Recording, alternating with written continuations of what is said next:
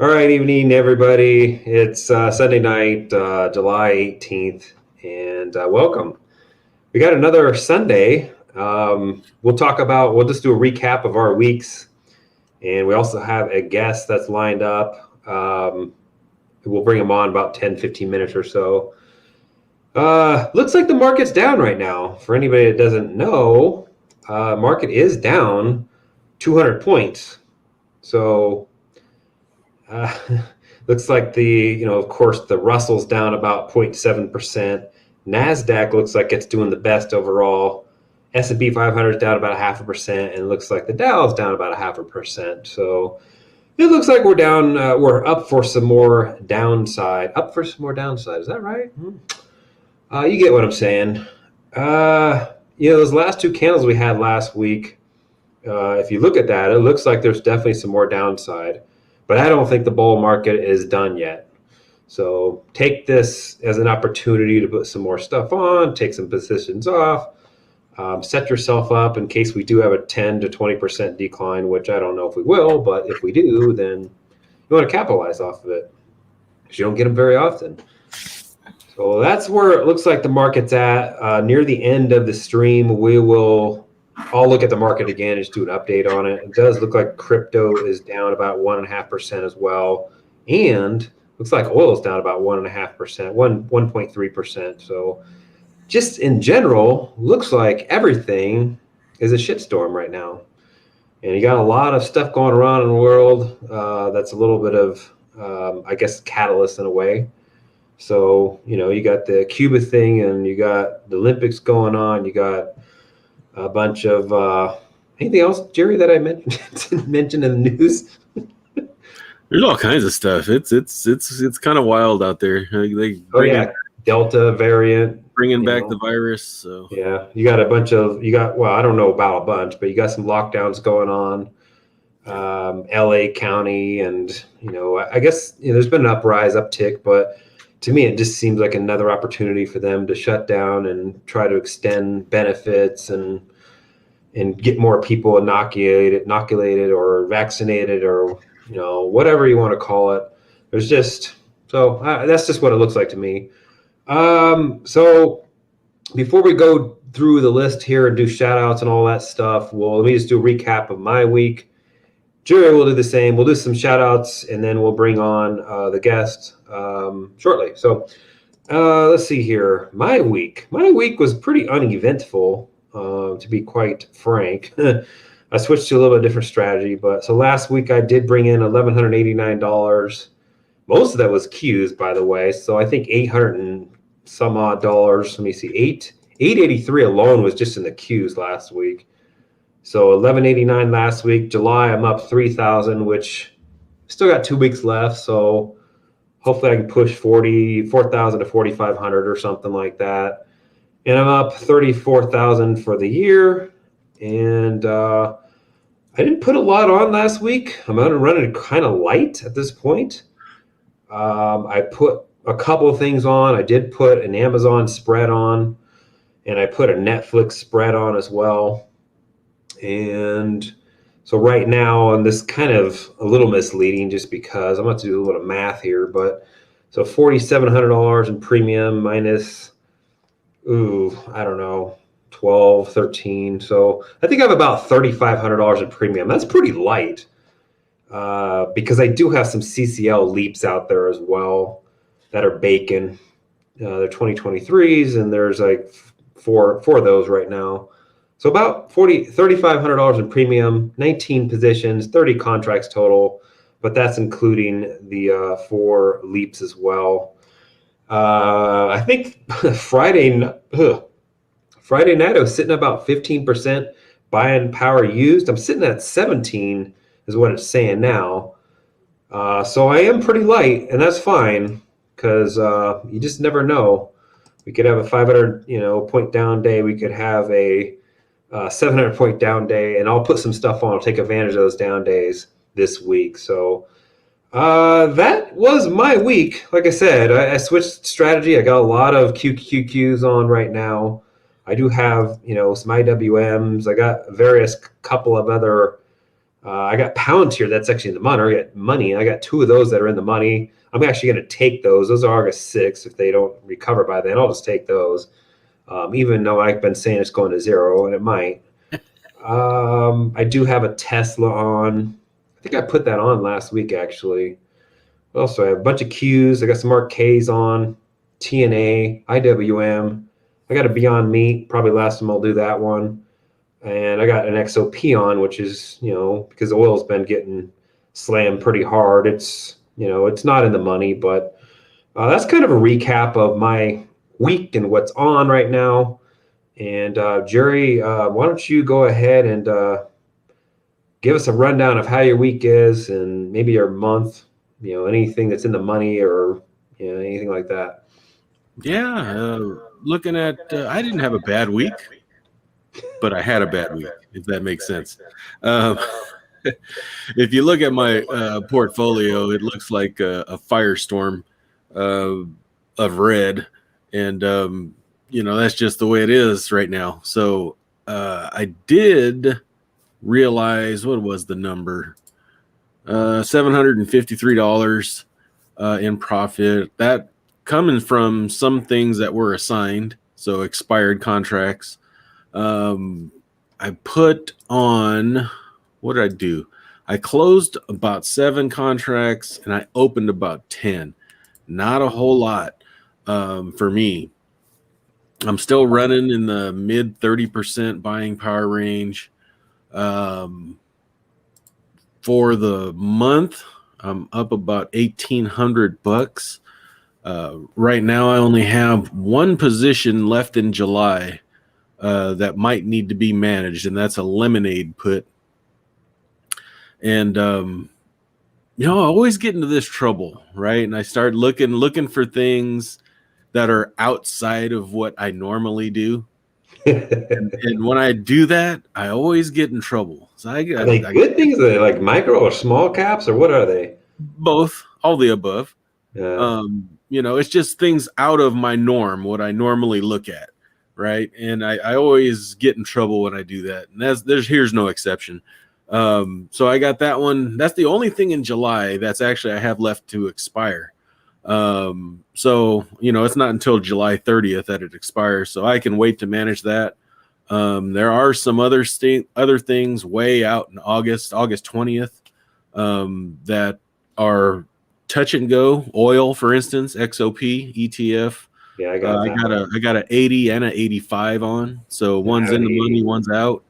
That's getting hurt. Yeah, that's getting hurt.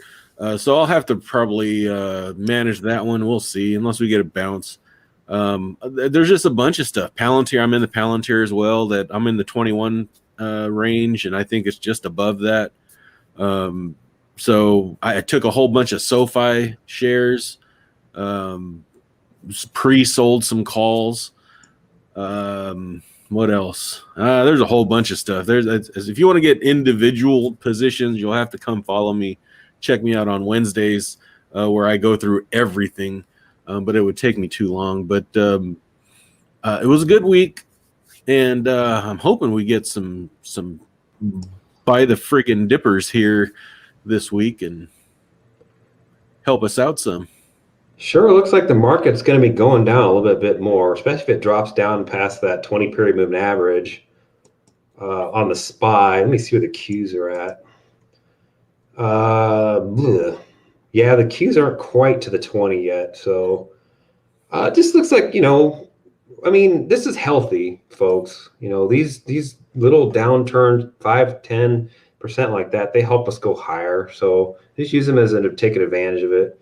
I'm running light. I think Gerry's even running lighter than he normally runs anyway. Yeah, I'm running light, and even these down days, they're not pressuring me like they used to, because I have stuff way out, right? Yes.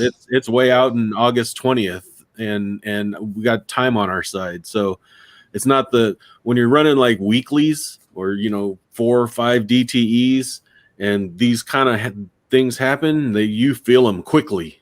Oh, for sure. You have to manage. If you didn't put them on a down day. Yeah, that's definitely more. That would hurt you more if you didn't do that. But You know, people, I talked about last week or the week before, or whatever. I was moving a lot of stuff to the queues, and it's just it's a mental block there a little bit. Having just all of the things, having most of the buying power used up in queues, it gets me to where I want to be the return wise. But it's I don't know how else to say it. It's scary to have on just queues, you know. So I don't know. I'm not rethinking the strategy yet, but right now, I'm running light just because, but I don't know. I don't know what to really say about that. I just kind of noticed it last week that, sticking on a boatload of those just felt funny. Yeah. And I may have to rethink that. I don't know. We'll see. We got Carrie in the house here, and we got MDB. We got A Grateful Man. Let's see here. John Arnold, what's going on? We got Gino. Let's see here. We got Adarox. Ad Rocks. Hey, Ashley. That's actually Ashley. Is that his real name? Mm-hmm. Okay. Her real name. Ashley.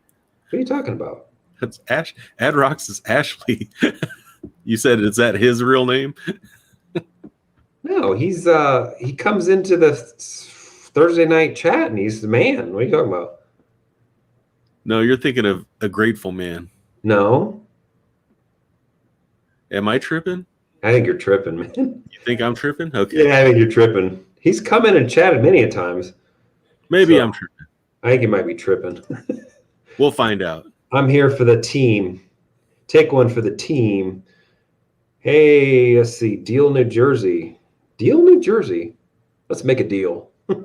You name a town Deal. You can buy a house. I need a deal on this. If I'm gonna live in Deal. I need a deal. Yeah, you can't live in Deal, New Jersey without having to deal with everything. Deal on anything. Rolling around with my bling bags. Magnum. PI? Magnum PI. Must have watched my latest video. Let's see here. It's going to 0. Palantir? Yeah, Palantir, Wish. Let me see. SPCE. That's going to 0. What's going? Yeah, I just told you it's going to 0. Virgin Galactic is going to 0. Wish is going to 0. Palantir is going to 0. Nero's going to 0. What Nero? What else? Jerry's going to 0. SoFi's going to 0 because I own it. We're just kidding, folks. We're just kidding.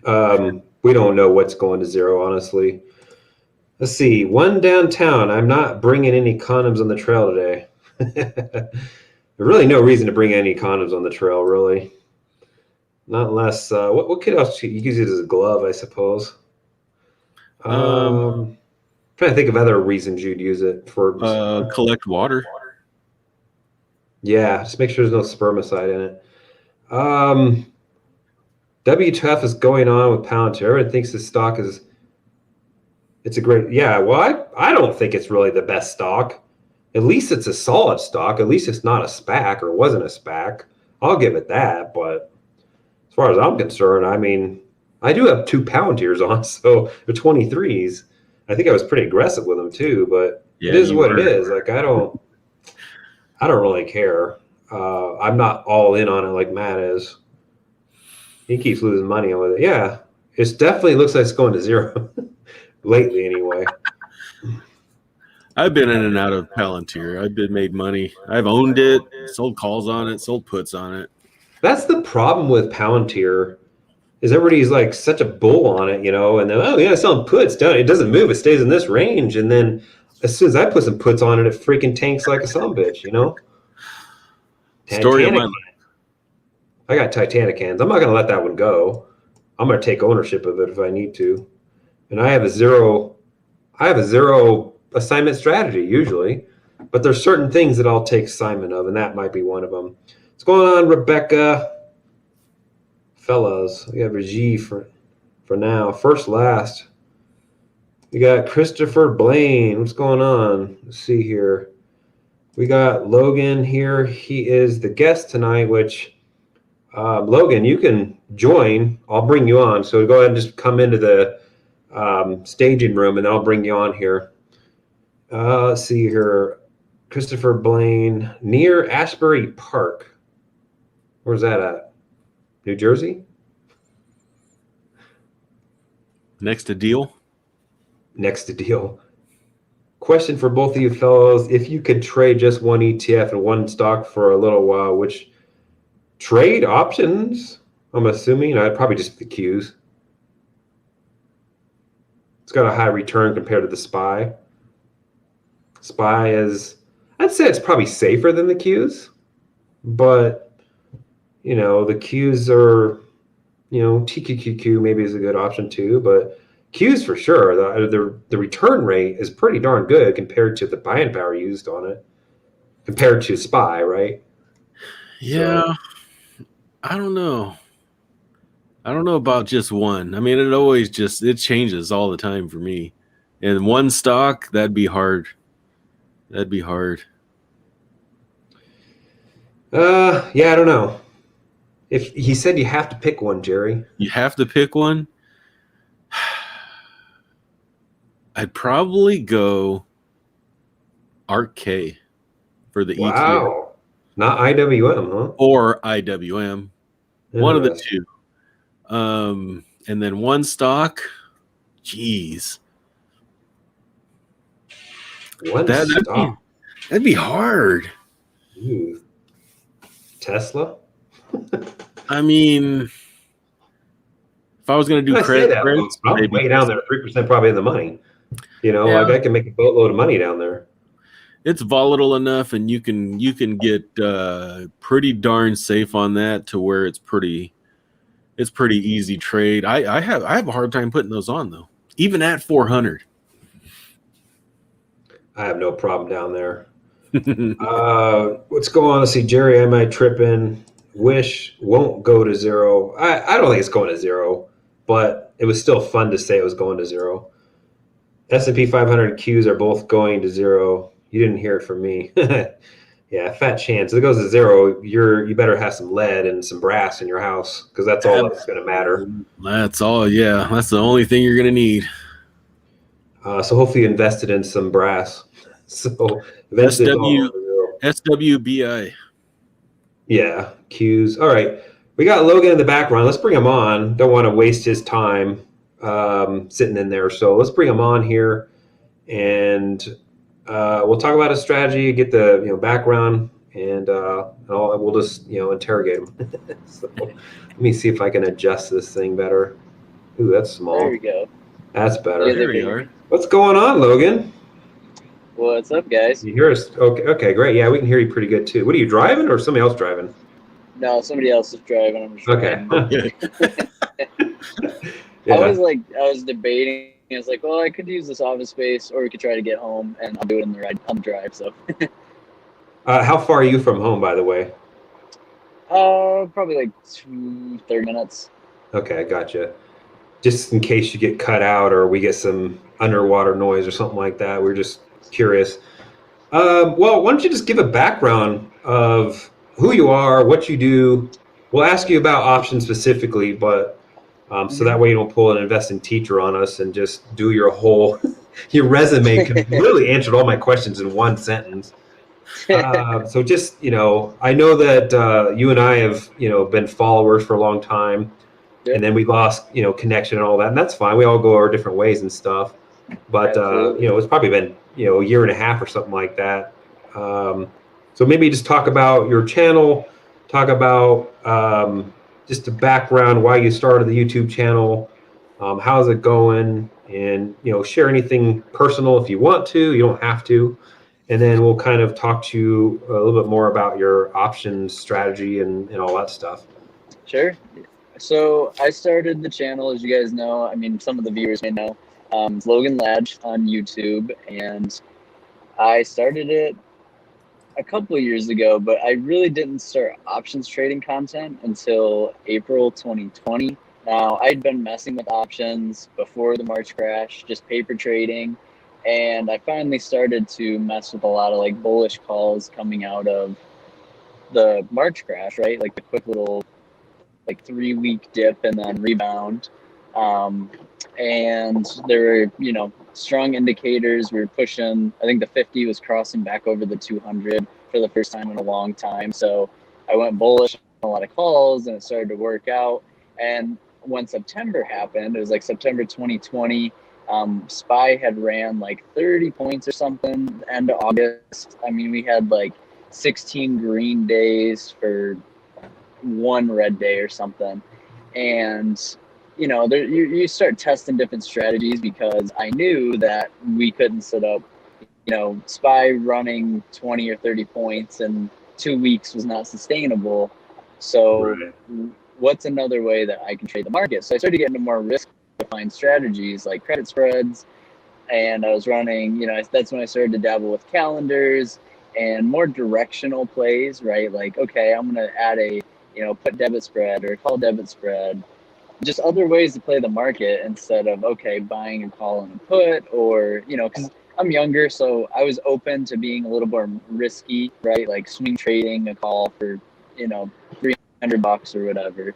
So that was kind of where I was. And I just wanted to try more risk-defined strategies, and ever since then, I've been able to pull weekly income off the market. And I usually, show people the strategies on the channel that I do every week, and the plays that I took and why I took them, the price action that I look for, because I'm more of a price action options trader than I am just a delta trader, which a lot of people, they like to set up super safe things like 30 days out, delta 8, like put credit spread or something, and collect their money and go about it. But, I'd rather trade like Amazon, for example, on Tuesday. A lot of my indicators pointed that we were going to head down after about noon. So I put on some call spreads at the 3,800 strike by Friday, and I got 17% on them, and, credit to collateral ratio in 4 days. So, and we were able to take some of them off the table in about an hour or two after for 8.5%, which is about 50% of the credit received. So I now just trade more risk defined to where, okay, I'm going to put up a certain amount of collateral. What am I looking for out of this trade? What is my goal? And then where can I move this now profit to either a new options trade, or I'll buy long-term shares of something when it becomes more affordable. Interesting. So let me ask you this. Let's back up a bit here. Yep. There's a lot to unpack. Yep. First of all, how did you get introduced to options, right? And was it on the selling premium side or buying premium side? The buying side. I just watched a lot of In the Money videos, and he popped up quite a bit because I was always looking at a lot of swing trading, because I've been swing trading just normal shares since I was 18. So I was in 2018. I've been swing trading those, and it was really like 2020 where I really started to dabble with buying them before I switched over to the selling side, just as the market started to get choppy on us, like the end of last year, because it just made it easier. And then I could focus on things outside of the market, just in my real life too, because I could, I was able to set plays up and I just had to monitor them, right? Like you can work a job, you can build a channel, film videos, and not have to actively watch these positions. And I noticed too, as a seller of premium, that it doesn't really mess with your emotions as much as like when you buy them. And the first 15 minutes of almost every day, I swear Apple goes up 2 points and then down, and people are trying to scalp in and out of positions within like 15 minutes. So I'd much rather just open my laptop at like 10 a.m., take a look at everything I have positioned for a week to 2 weeks out, and check futures every once in a while, instead of having to worry like every 5 minutes if something has hit my stop loss or whatever, really. So that's kind of a lot of my trading as of lately has just been that side, because I started, that's what introduced me, was basically watching In the Money trade. And he had been pretty successful selling premium. He always preached call debit spreads and just credit spreads in general, and a lot of leaps. And I would mess with those as well. So I just continued to I still buy leaps. I have a couple going, but I don't let it exceed too much of my account. So the market's been pretty choppy lately. Like even I had a DraftKings leap that I got 2 months ago. I picked up around $44 a share and have been selling premium on it weekly, bi-weekly. And I was up a bunch on that, and now it's back to break even because of the amount of chop, right, that we've experienced. So I kind of realized that like this market's so volatile now that selling premiums the way to go. And I always highlight the strategies that I took that week. So that's just kind of like my introduction to it, was just watching In the Money videos, and I started paper trading it, and it was all buying options and just watching how the options chain moved.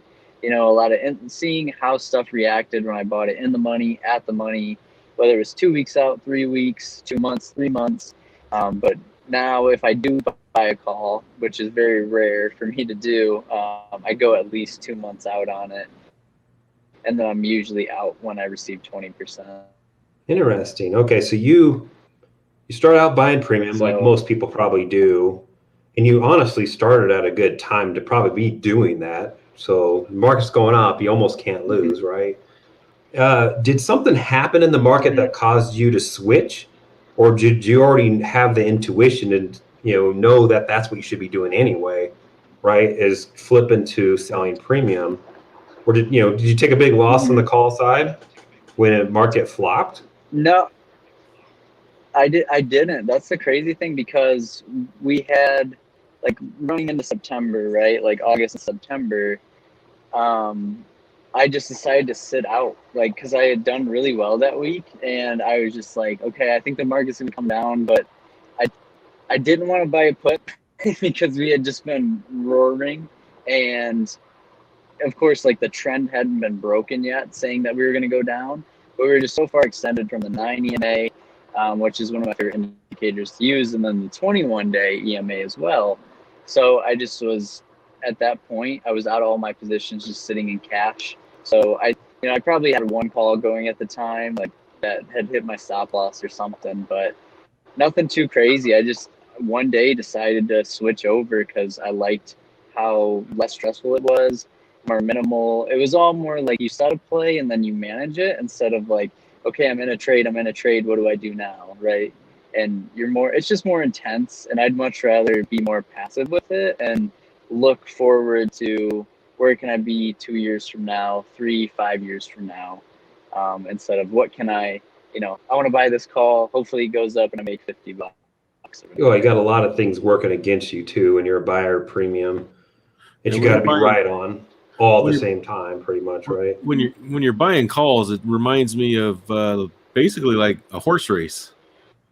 You're betting on number 3 to get there at the end, and it's just all time and speed, and if it's not there, you lose it all. So That's actually a pretty good analogy, for sure.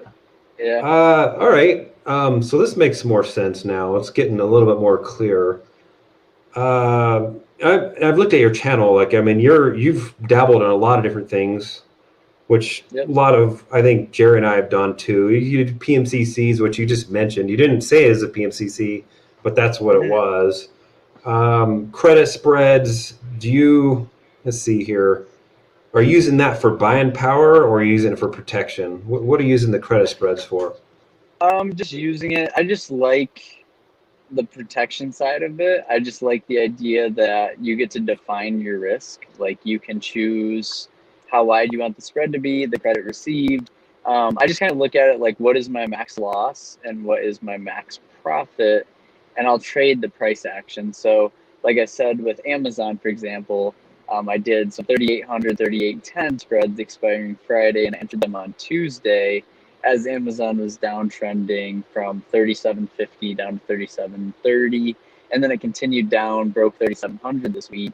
So by that point, my positions were already up 50%. I closed some of them, and then I let the other ones ride till Friday because they had just gotten so profitable that they were at like 80% by Thursday, and I was able to collect the full 100% credit received. So I just more use it, like risk defined. Like, okay, if I do get tested, here is the best way for me to define, like take a stop loss, right? It's not like I put 8,000 into calls or puts on Amazon, I would much rather do 8,000 in collateral, collect, 1,200 or 1,400 in premium, and then buy it back at like 700, and then let the rest run.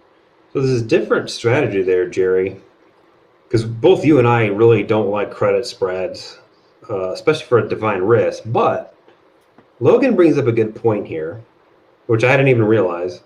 He's using it as a directional trade, and he's going pretty close to into the money. It's not in the money, but it's close. So as a boatload of money, capital is probably a premium sitting there he's going to make. So it kind of makes sense to maybe use a credit spread in the way he's using it, right? Yeah, if you know the trend, read the charts, and can get it done, yeah, definitely. Because how wide are you going on that? Is that 10 wide? I mean, 1,000, yeah. Yep, 10 wide. 1,000 wide? Well, no, I meant 1,000 risk. Gotcha. So for Tuesday, an example, the Amazon spread, I opened it when we were at 37.30, right? Like 70 points away. The delta was a 22 delta, and it had a 78% chance of winning by Friday. And the direction was bearish.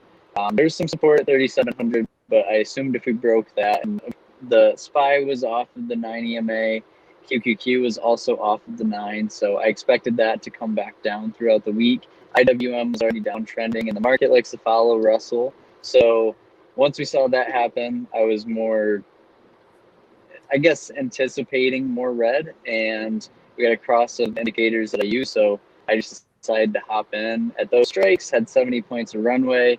Price action was in my favor. And like I said, I put up 8,000 for every 1,000 I put up, I received 170 in credit. So 17% return. And then I cashed out some of it at 85, and then I let the other ones run into expiration.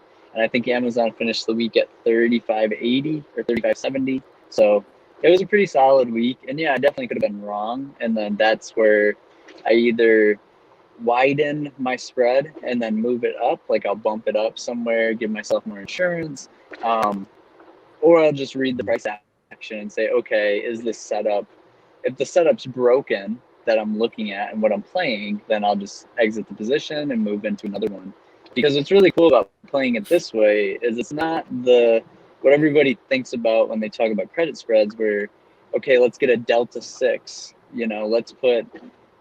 let's put all of this money at delta 6, because that's the old, like, picking up pennies in front of a steamroller. If you get tested, just because every week you've been doing put spreads and it's been going up, let's say it tests you and you don't know what to do because you have your whole account into a delta 6 trade and you just blow it up. So that's where I'd much rather just diversify over a couple stocks, play the delta 20s, the delta 15s, delta 25, like around that range, and just play the price action. How often are you doing the call side versus the put side? I would say, honestly, I've been doing call side way more lately, which I've been tested on a couple stocks. DocuSign was one of them, but I would say probably a good split 50-50. Like, I know a lot of people are always more put side leaning. I personally like call spreads better, because when put spreads start to gain value, right, generally IV increases, so you're getting double whammied. So you really never know, like, when the bottom is coming for like, let's say stocks are falling down, right? Like, fear always runs really hot when it's running. Like, we saw the VIX on Friday, for example. Right. SPX dropped, I think, 50 points from open. And you could just see, like, it just continuing to come down as the VIX is rising. So the premiums rise. So you're getting double whammied there, being on the put side. So I'd much rather be on the call side, because at least when I get tested, the VIX isn't jumping. The VIX generally goes down when the market rises. So I personally prefer the call side, but it really depends on the style I'm playing there. I assume that you like the call side right now. Oh, in this environment, Mm-hmm. right? Like where we're at, all-time highs.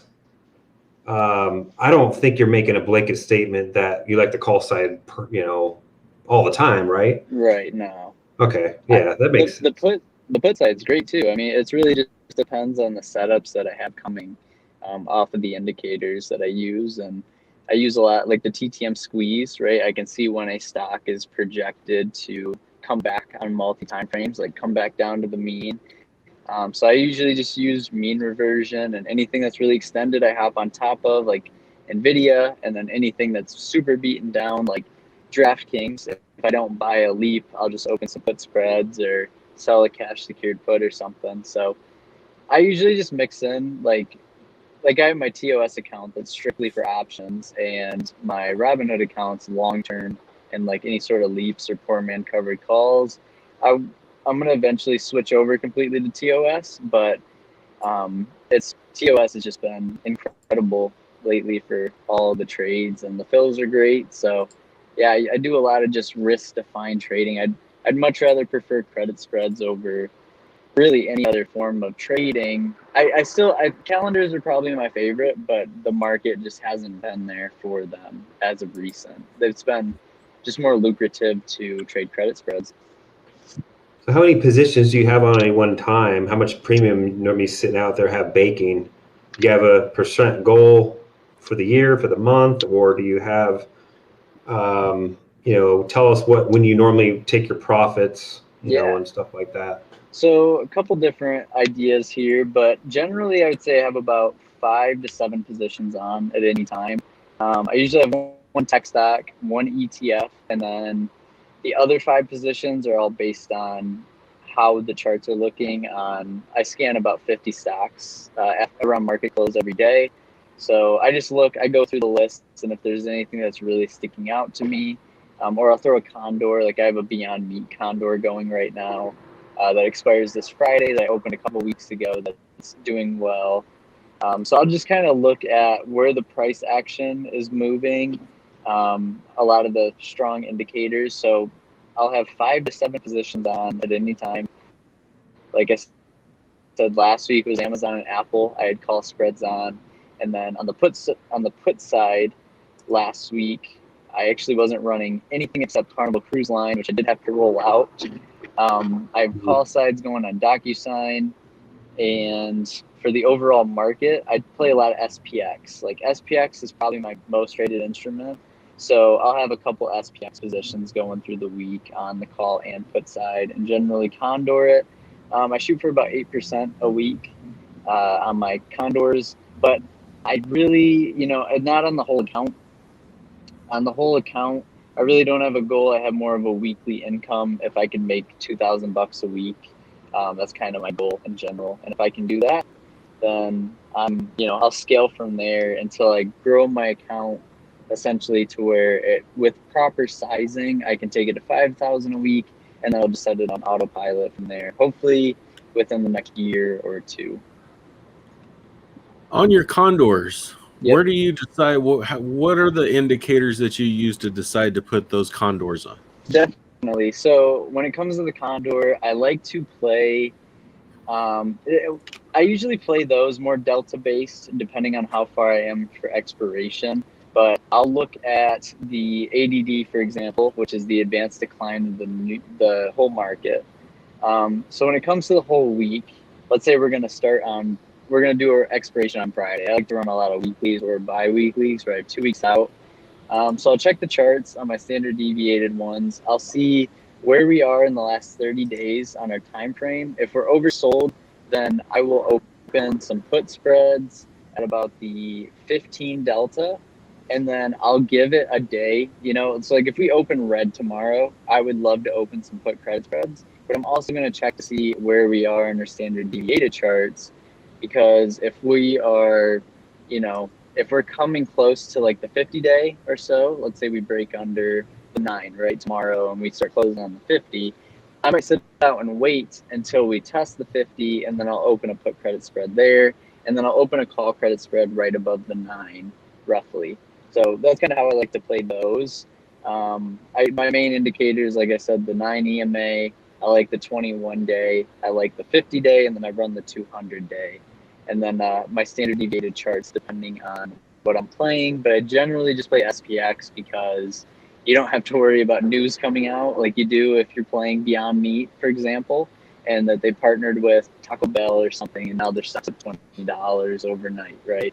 So I try to avoid that as much as possible, just for my sake of sanity, so that I'm not like upset about a position going against me. But those are the main indicators I use, and then I just place myself accordingly.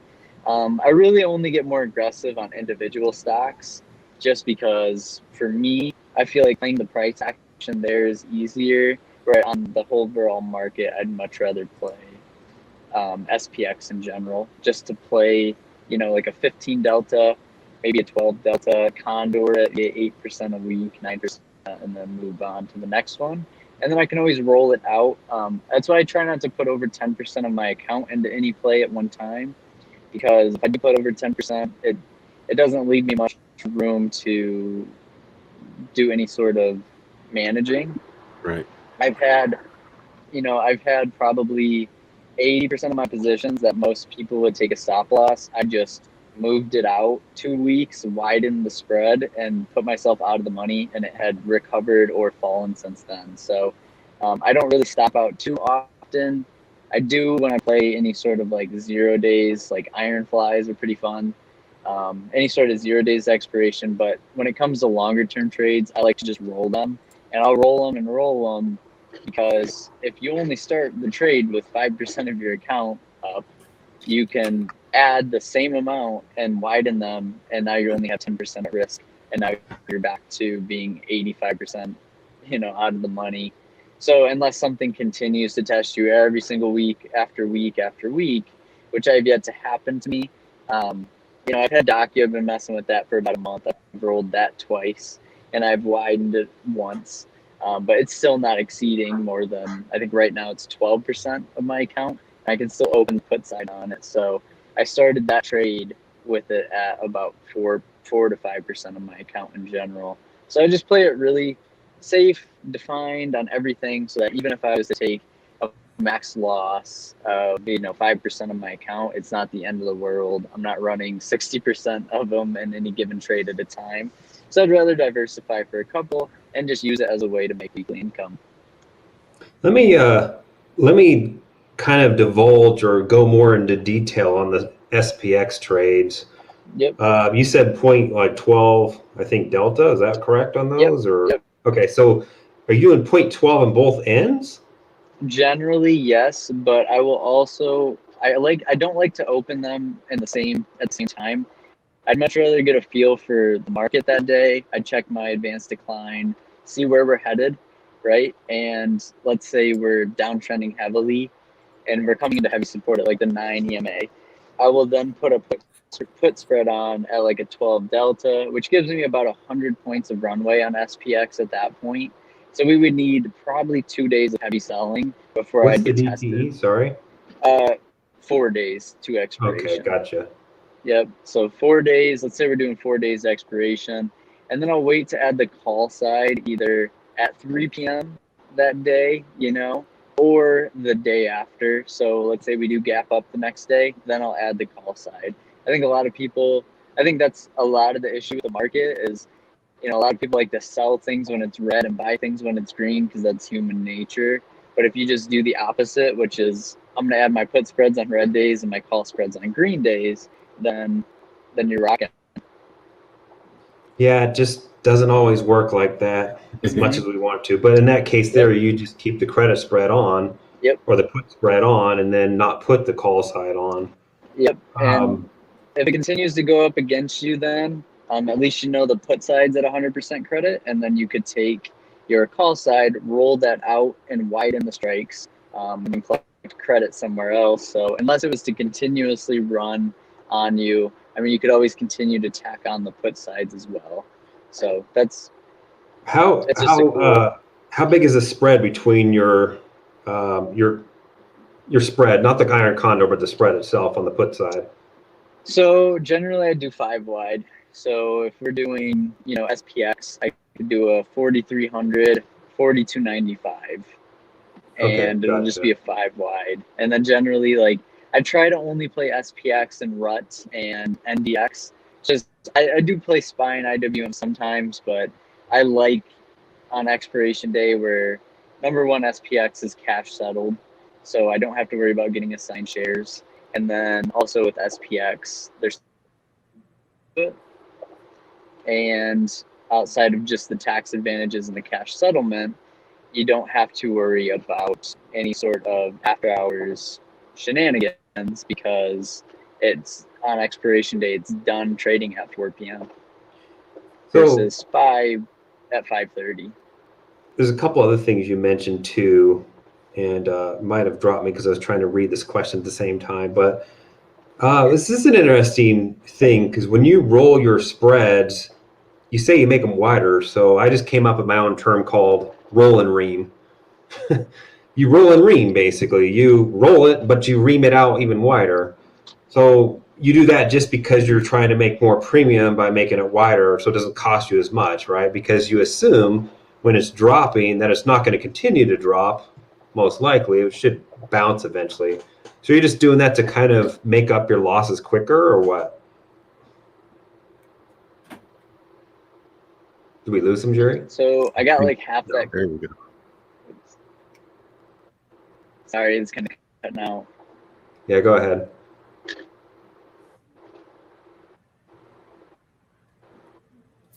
We got you back.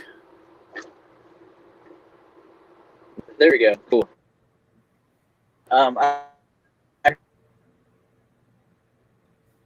the put side wouldn't be as, it wouldn't continue to fall and then start to cut out.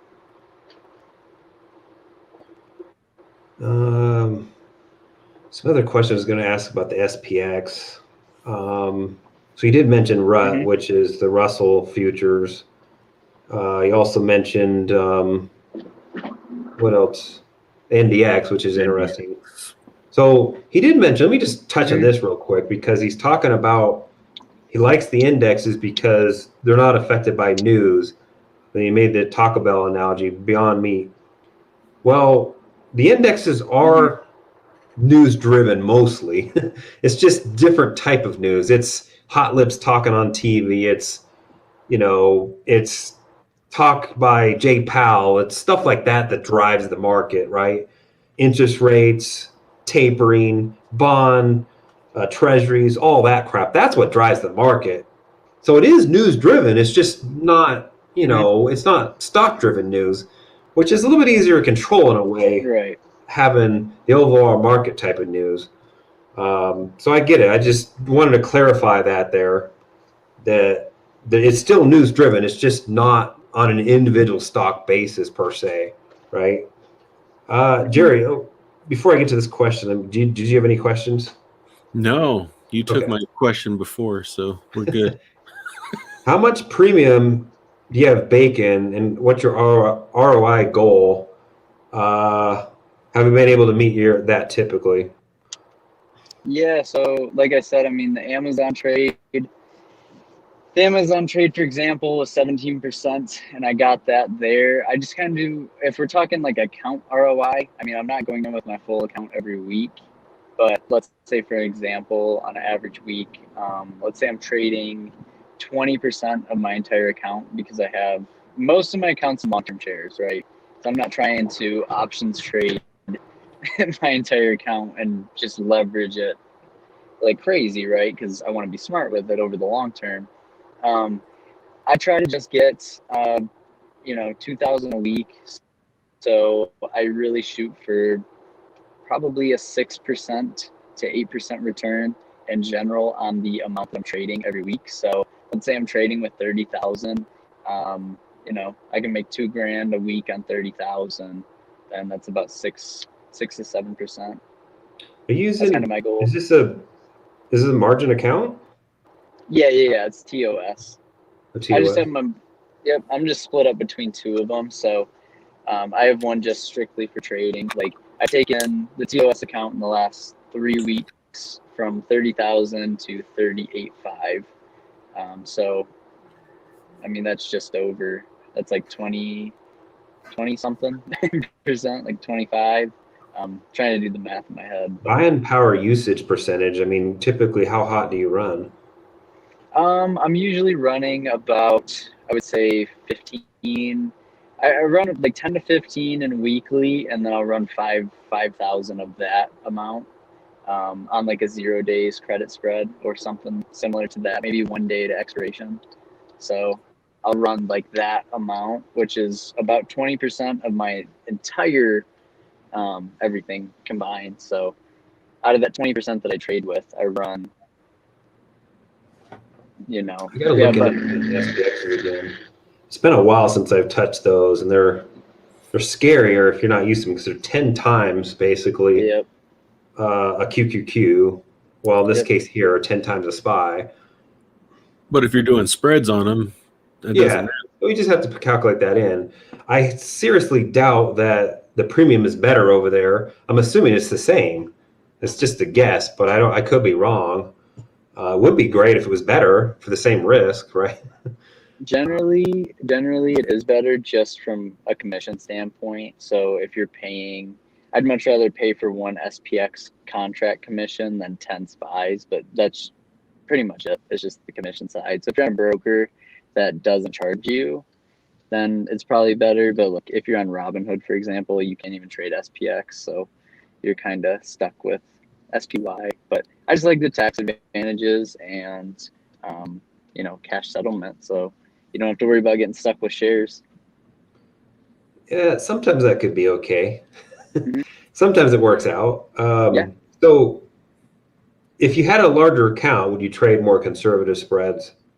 Yeah, just because I just look for more weekly income. I know everyone's like a big percent gain fan in this industry. Right, But right. I would say I'm much more just like, if I could build an account big enough to make 5,000 a week and as much as I can go on autopilot with it, that's kind of my goal. And then just set that every week and go from there. So that's why I've been trying all these different strategies just so I can see the most effective way for me to get there. And then once I'm there, I can scale.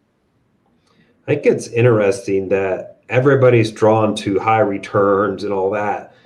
But if your account gets to pretty big, let's just say $500,000 or something like that, could you cut back?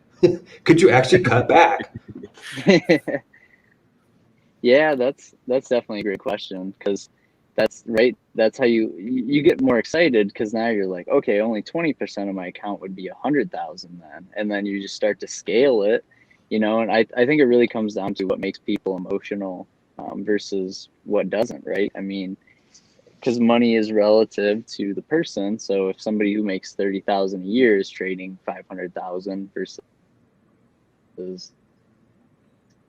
someone who makes 200,000 a year trading 500,000, they just approach it differently. So I think that comes down to a lot of it too. Yeah, Gerry and I have talked about it. We have a Discord too. I think you do as well. Is that your Discord or is that somebody else's Discord? The which one? I saw it on one of your videos that you were talking about a Discord.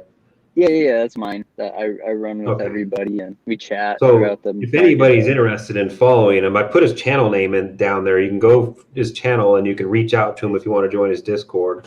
But what's I was going to ask him, Gerry? Oh, we were talking about scaling. Like it's scaling. None of us have really figured out. We don't really know any options traders that have $1 million account, right? None of us do anyway. And would you do the same thing you're doing now with $1 million account? It's like probably not. We'd scale it way back. It's just I don't know. It's an interesting conversation. A lot of people just haven't thought about it because they're not there yet. But yeah, seems like the bigger you get, the more you want to hold on to it. Oh, yeah, for sure. The less you want to risk, you want to put out there for sure. That's how I've been looking at it too. Like I'd much rather preserve my capital and then know that I have a certain weekly amount coming in every week versus what's the best way to leverage my money the quickest so that I can get to a certain amount, right? And that's the battle is just greed versus fear. But I'm more of a fan. Like I said, I'd talk to a guy who put up 80,000 in Amazon this week and made the same amount that I did putting up 8 because he played so far out of the money. And I was just like, see, to me, that doesn't make sense personally. I don't know. I can agree with the other guy. That's just me though, but Yeah. because I'll be down to like a 2,500. I'm like, yeah, that thing ain't getting down there, you know. It's like, but you're right. Like I'll put up a way more amount of money for how much money I'm making. It really, and it depends on how much you're willing to watch it too. But I like the price action spot because, like I said, putting up 80,000, and I think his strikes were like 3,350, on the put side, and Amazon was at like 30, probably 3,700 when he added them, or 3,690. So I mean, he's got plenty of runway, nothing too crazy to worry about. But just from a return standpoint of me wanting to risk less to make a little more, because then I know even if I was to take a max loss, and I know we're playing two different sides of the coin there, because generally the more risk for more reward. But that's just kind of how I look at it. I'd much rather put up less money, make a little bit more, versus, okay, I'm in with 80,000 to make 1,500 versus 8,000 to make 15, and just more price action based. And if it doesn't work out, I can roll it and widen them. And if my setup for why I got in is invalid now, I'll just move on to the next one. And that's why I try not to put more than, 10% in any trade of my entire account collectively, because, that's a quick way to, if you widen that now, you're at 20% of your entire account. And that's just on the first risk management that you take. And then if you were to get blown up from there, it's going to set you back for a little bit. What's the largest loss you've ever taken doing options? Yeah, the largest loss, let's see. Well, with buying options, the largest loss I'd ever taken was I made 1,800 on Nvidia one day, and the next day lost 1,400 on the same strategy, just because it had gone up versus down. But on the put credit spread side, I think over the span of 2 weeks, I had lost 3,000. But my other trades, since I had diversified them between a couple others, I didn't actually lose 3,000. I lost about 1,200 that week. So let's say I didn't have any other trades going. But that also happened to me on a 0 days to expiration play last Monday. I lost $1,000 on an iron fly, and then on my 0 days credit spread, made 850 of that back. So I lost 1,000 Monday, made 850 of it back, so walked away minus 150 last Monday on that trading day. So, that's been my biggest loss, is just because like I said, I'm not in with a crazy amount of collateral. Like if I was to max loss that credit spread, I would have lost 5,000. So you actually closed it early? Yeah, so I closed. So what I did with the Ironfly, I closed. I opened it, sat in it for about an hour, and then my setup was invalid because the market decided to downtrend on us. I got outside of my break-even zone, so I took a loss there, moved on, and then I opened my credit spreads. Then just using my ADD and just getting the feel for the price action of the day, sat in them, higher deltas, right, like delta 15, and just ran that into expiration, and we were good by 4 p.m. These losses sound small, to be honest with you, and I think partially that's due to because you're doing a defined risk, number one, but number two, you have to understand too that these are short DTEs, so it is a pretty big amount of money to lose in that short amount of time, right? If they're longer DTEs, it'd be a different story, but. And he's cutting his losses early, but it is a defined risk. So I was, waiting for him to say, yeah, I lost 10 grand. I lost 15 grand doing this, So, I mean, honestly, those are pretty respectable losses. I mean, they're not going to break the bank. You know what I mean? Yeah. So, I mean, applaud you for that. Have you traded AMC and GameStop or any of those? And why not? What made you stay out of them? Just I had no valid reason for getting in them. Like it was all FOMO based, and I try to be as emotionless as possible with trading. So that's all FOMO. I saw the internet community behind it, and I just never felt an ounce of it when it came to AMC or GameStop. And I think I had like $100 in BlackBerry at one point just for fun. So I was like, oh, maybe this will be the one that takes off, right? Like just for fun. Yeah, just like a little $100 in shares. So yeah, I just was never drawn to like that idea that, I wanted to wake up and hopefully, if it wasn't up, then I'm getting destroyed. And if it was up, then where do I take my profits? Like, I just don't like to trade like I'm someone with my head cut off, because I Well, that's think, good discipline. like, I can't say yeah, that for many. I mean, I know a lot of people that got hurt by both of those. yeah. Jerry, you're not one of them. No, fortunately. But there is some I people in the like chat that did almost get hurt by those. it was tempting, but I stayed out for the most part. I did make one. I did what did I do? I forgot what I did, but I made one little play on it and I felt dirty afterwards. Let's assume your count is 100 grand. Can you tell me how you would use the 100 grand effectively to trade credit spreads? How would you personally manage that money and trade credit spreads? Okay, that's a great question. So, number one, I wouldn't use the entire account in credit spreads. That would probably be the last thing I would do. So we'll start with that, just because I know that's an assumption that can be made. I would allocate probably 30 to 40% of that account. Like, if I was going to say I'm taking all of this money to trade credit spreads, even though that's something I personally wouldn't do, I would do 30 to 40,000 in collateral, probably over 1 to 2 week days to expiration. I could go 30 days as well, but I'm more of a fan of setting them up price action based. Let's say I have, like I said, 30,000 I'm working with. I'm cool with putting 5,000 into Amazon to make, 1,000, right, over a 1 to 2 week period. I'd basically just manage it that way. I would set a bunch of Delta 15s to Delta 20s with 30 to 40,000 in collateral, and go from there. And then I'd use probably the other 60,000 in the account to set up, some leaps, just a couple. I wouldn't exceed 10% in leaps, but I would diversify the strategies. Then I could open up to some called debit spreads. So I'd much rather do that in general. So if I was to trade, if I had $100,000 account, I'd much rather trade 30 to 40,000 of that in credit spreads, and then 20% or 20,000 of it into SPX style trades, and then the other 50% into Amazon's and Apple and IWM, right? You can trade any of the small cap stocks. So that's what I would do with them.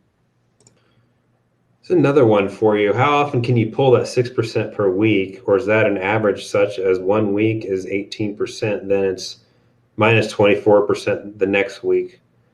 Basically kind of looking at your win percentage per se. Yep.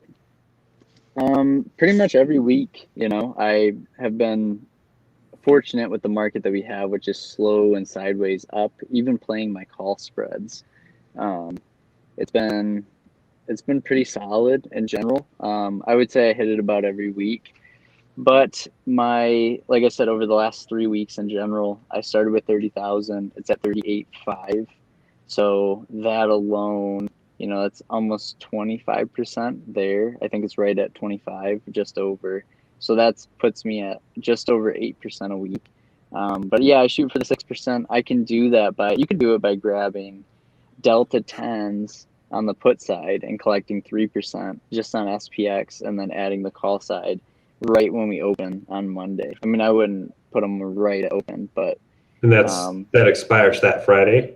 That expires that Friday, yeah. Okay. Or you could even go 2 weeks out and get you could get a 6% return at a Delta 90 2 weeks out and run that as well. It's just more at that point. I'm more of a set the play and then let the market do its thing, and then just manage risk as you go, so that I can build an account over time.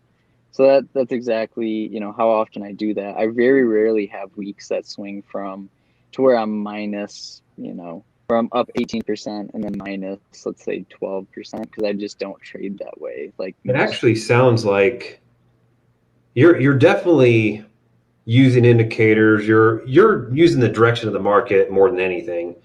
I honestly haven't been doing that since I stopped day trading years ago. Like, I really just don't even look at that anymore. But that's how you're making directional trades pretty much, when I don't even do that anymore. I'm not saying that's wrong. Like I probably should, you know what I mean? I have experience doing it. I probably should. I could make more money doing it, but I'm just at I'm on the easy train, you know, no freaking emotions, just put it on. Don't think about it. No earning, nothing. It's just boom. But just to let you know, folks, that's the reason why he's putting these directional trades on, you know, strategically, and he's making the money that he's making is because of that. If he's doing what I was doing, you know, I mean, there's some more risk there. Of course, I'm a little bit more safer than you are, I think, on my strikes, but you know, I don't know. That's an interesting thing. I'm not against it. I just, I probably should be doing it. I just haven't been. I don't know. I'm very lazy, I think, with my trading.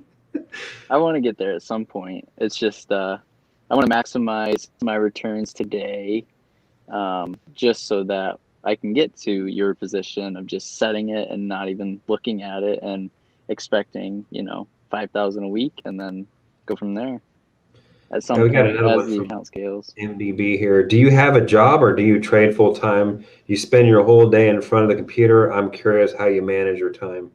Yeah, I spend my whole day in front of the computer, but I have a CBD company and then I also trade like most of my day. So I'm always doing computer work.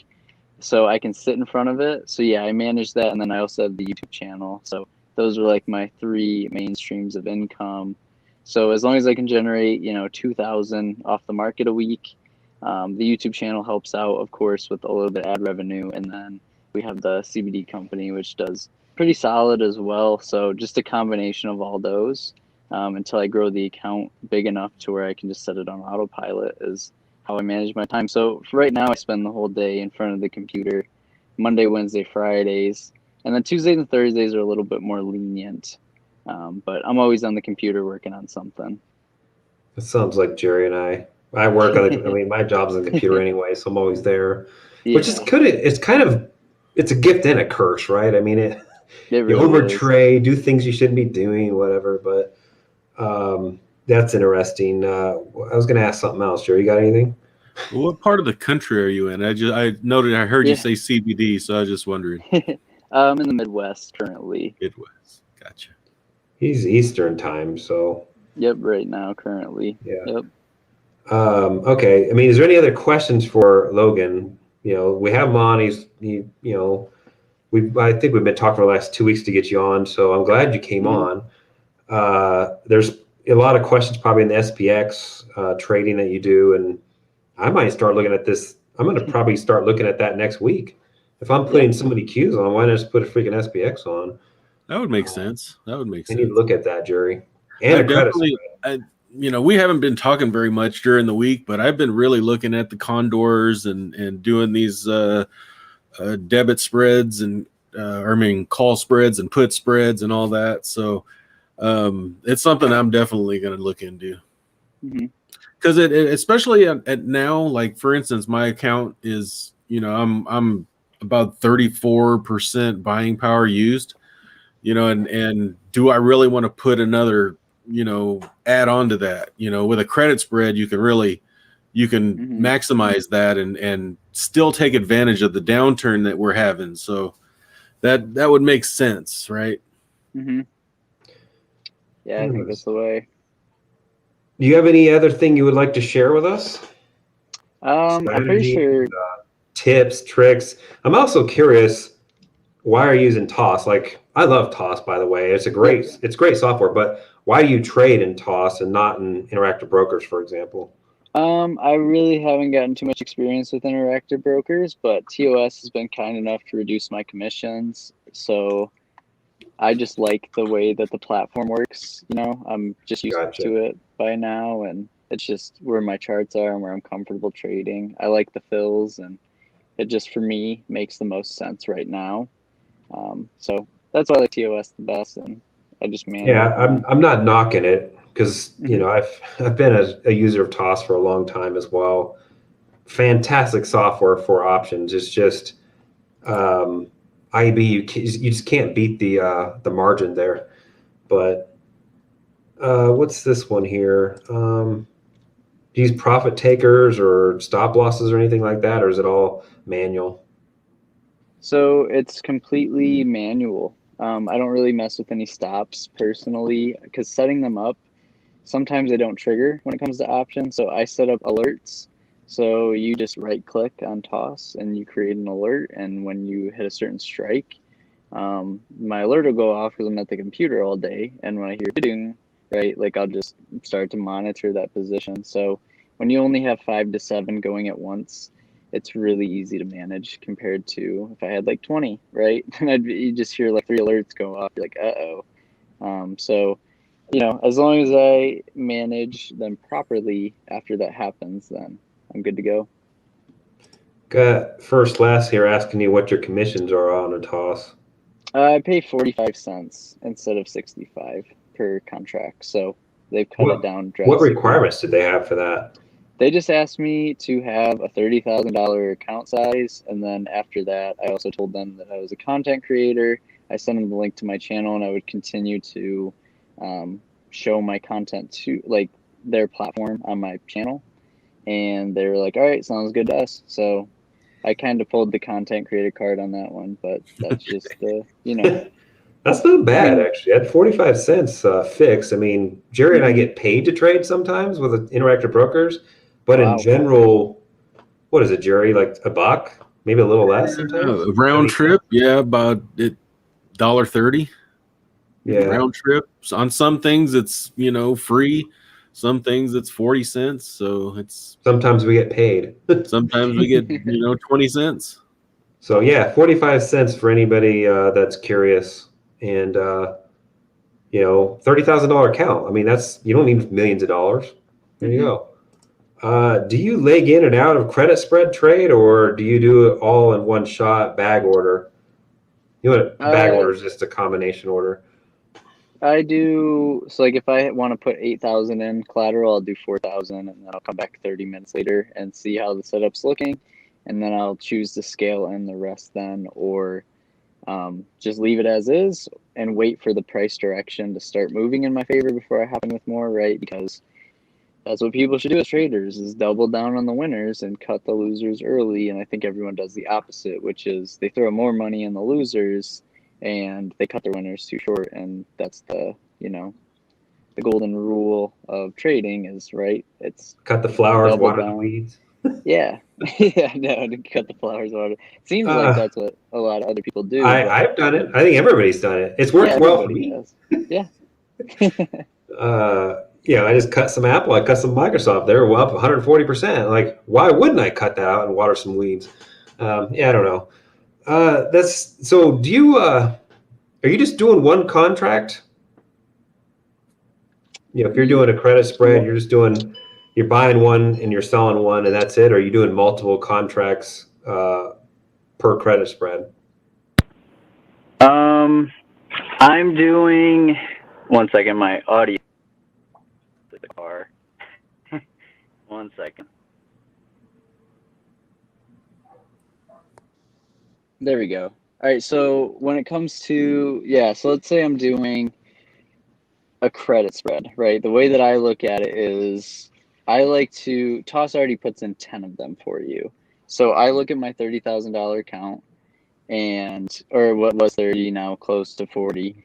I look at the 30, let's say I have 30 to trade with, and I look at 10% of that would be 3,000 in collateral. So let's take a look at how much I should scale this position.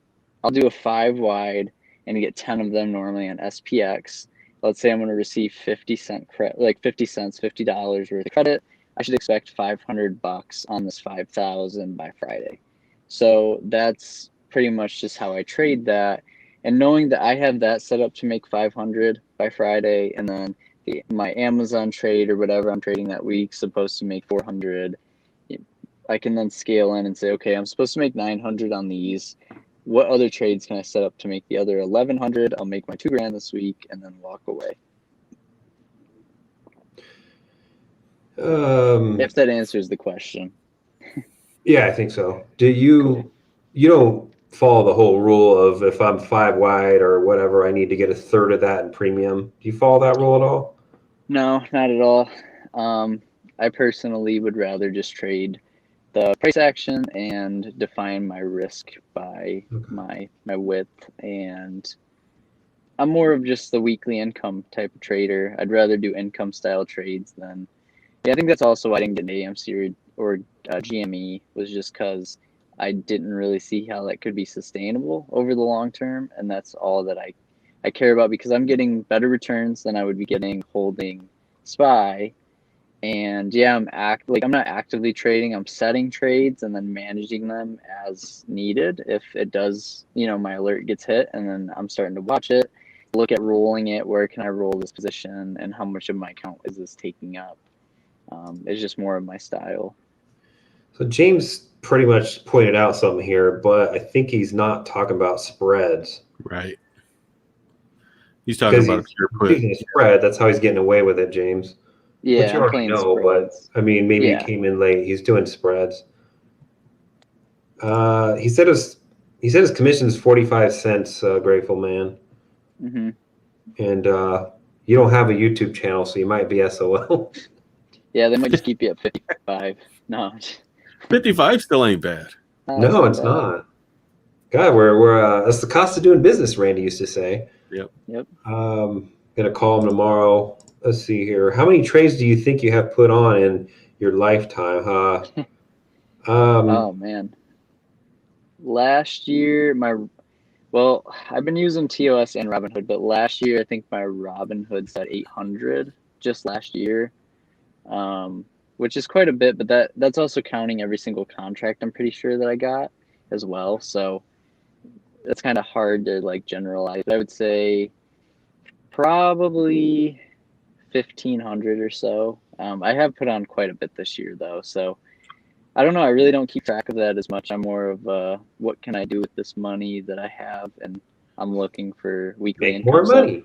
I just don't look. I don't know. It's weird because I don't look at stuff like how many trades am I putting on in my life, or like over this month. It's more just if the setup's there, I'm gonna take it and scale it to my account appropriately, so that I can get to a point one day to let it run on autopilot with the Delta 90s or Delta 10s. Do you still use Robinhood? Yeah, I use it for my long-term shares, and I have 2 leaps going there, and I sell calls on a weekly basis. So PMCC. Is that the DraftKings? Yeah, DraftKings, and then I do it on Airbnb as well. Gotcha. So, which is a newer So why didn't you use Robinhood for your spreads? So they don't have SPX and NDX and WET, so I can't trade. I can trade the SPY. fills suck too. The fills are terrible on credit spreads. I once had an Amazon spread lose $90 just because of the fill that Robinhood gave me. Yeah. Right? Even though it's commission free. And that's not even Iron Condor, folks. No, that's just one side. And I filled that same thing on TOS at 30 cents, and it filled me at 21 on Amazon for my 10 lot or whatever that I had at the time. Here's an interesting one. When you say autopilot, what kind of delta are you talking about? Would a 5 delta or less be too small in your opinion? Yeah, that's too small. I'm thinking autopilot and like a sake of 30 days to expiration. Like the account's at 300,000 and I want to make 5,000 a week on it. So whatever that really takes, whether that's 60 to 80,000 in collateral over a couple plays, or 50 to 60. Sorry, meant to say 50 to 60,000. I don't think you could get there with a $300,000 account with a 10 delta. Right, that's what I'm saying. I don't think a 10 delta.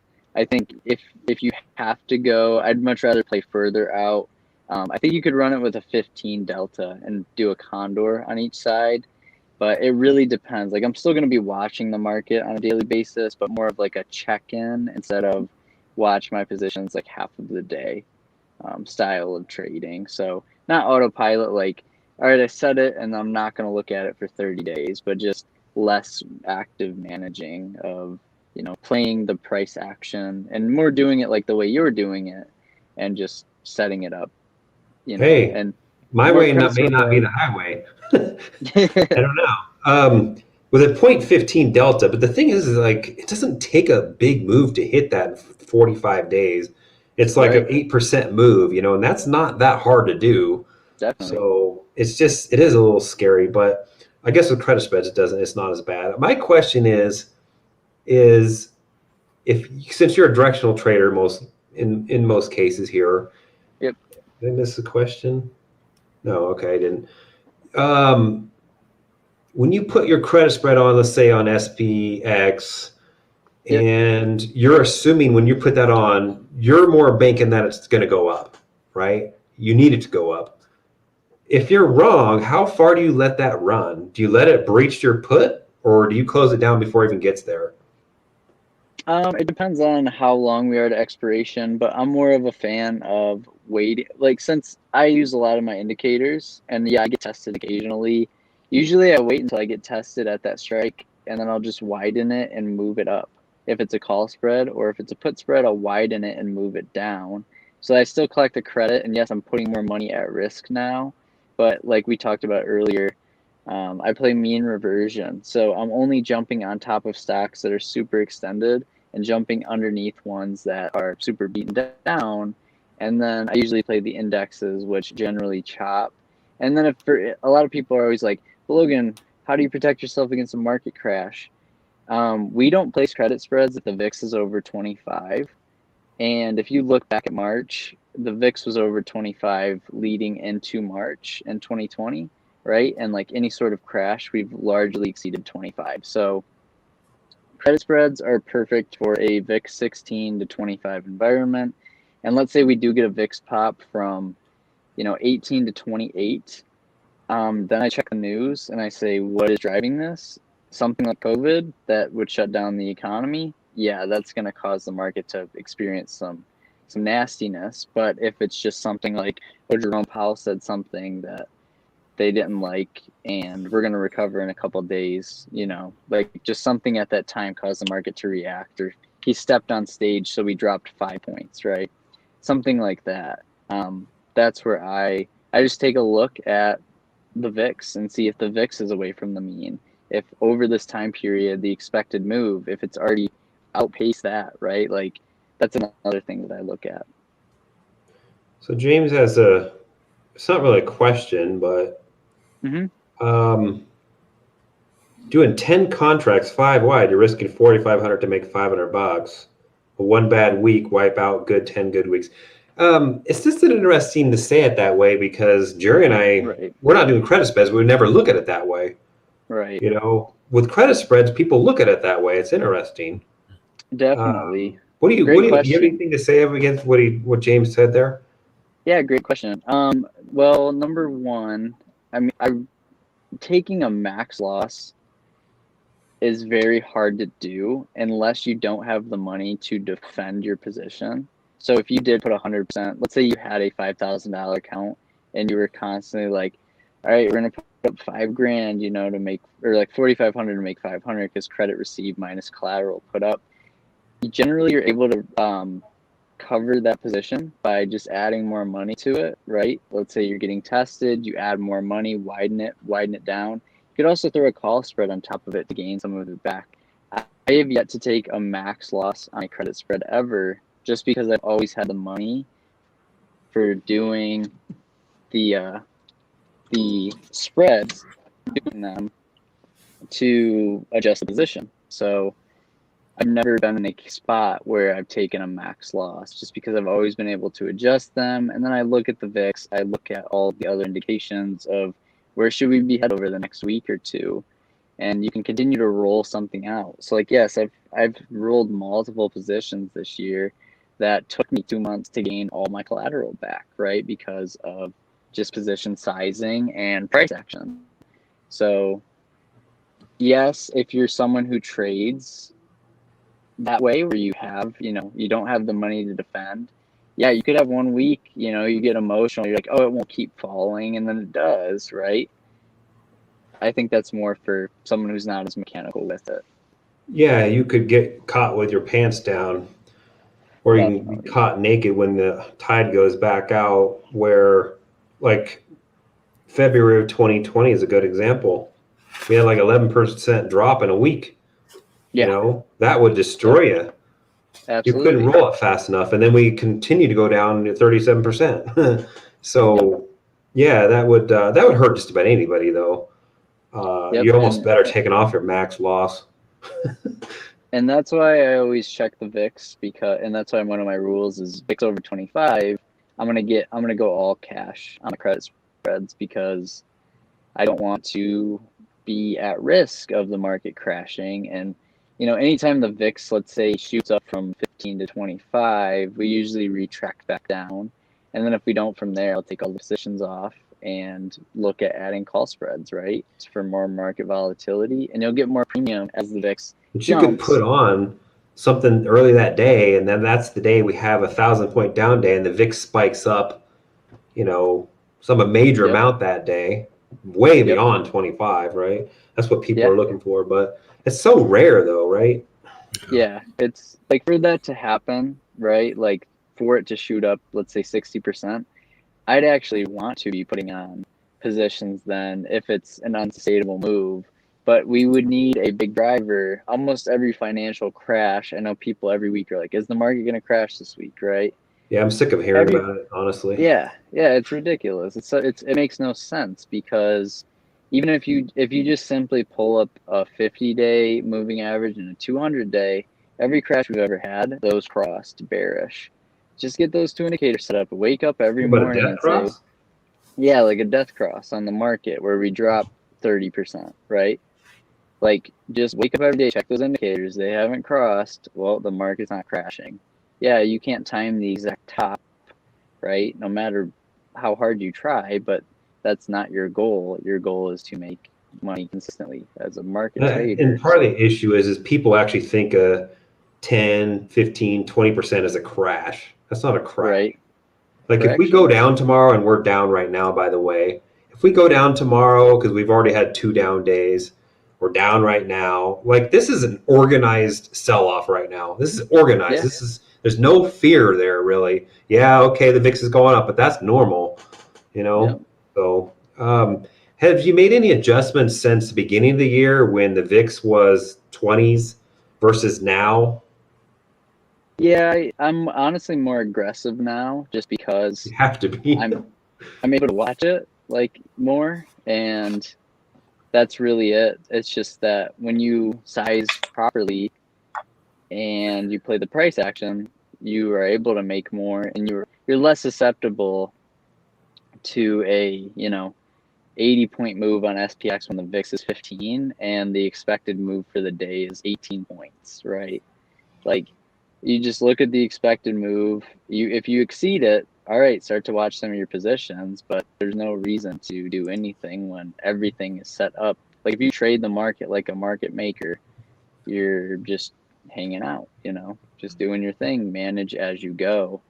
And it just makes me feel less, clueless, where if I didn't use what I was using, I would probably think the market's crashing when we have a like a 5-point down day, like almost everybody else. So it's just looking at it from the grand scheme of things. Interesting. So I put in the comment section, if anybody has any last questions for you, put them in there now. Perfect. He's online, folks.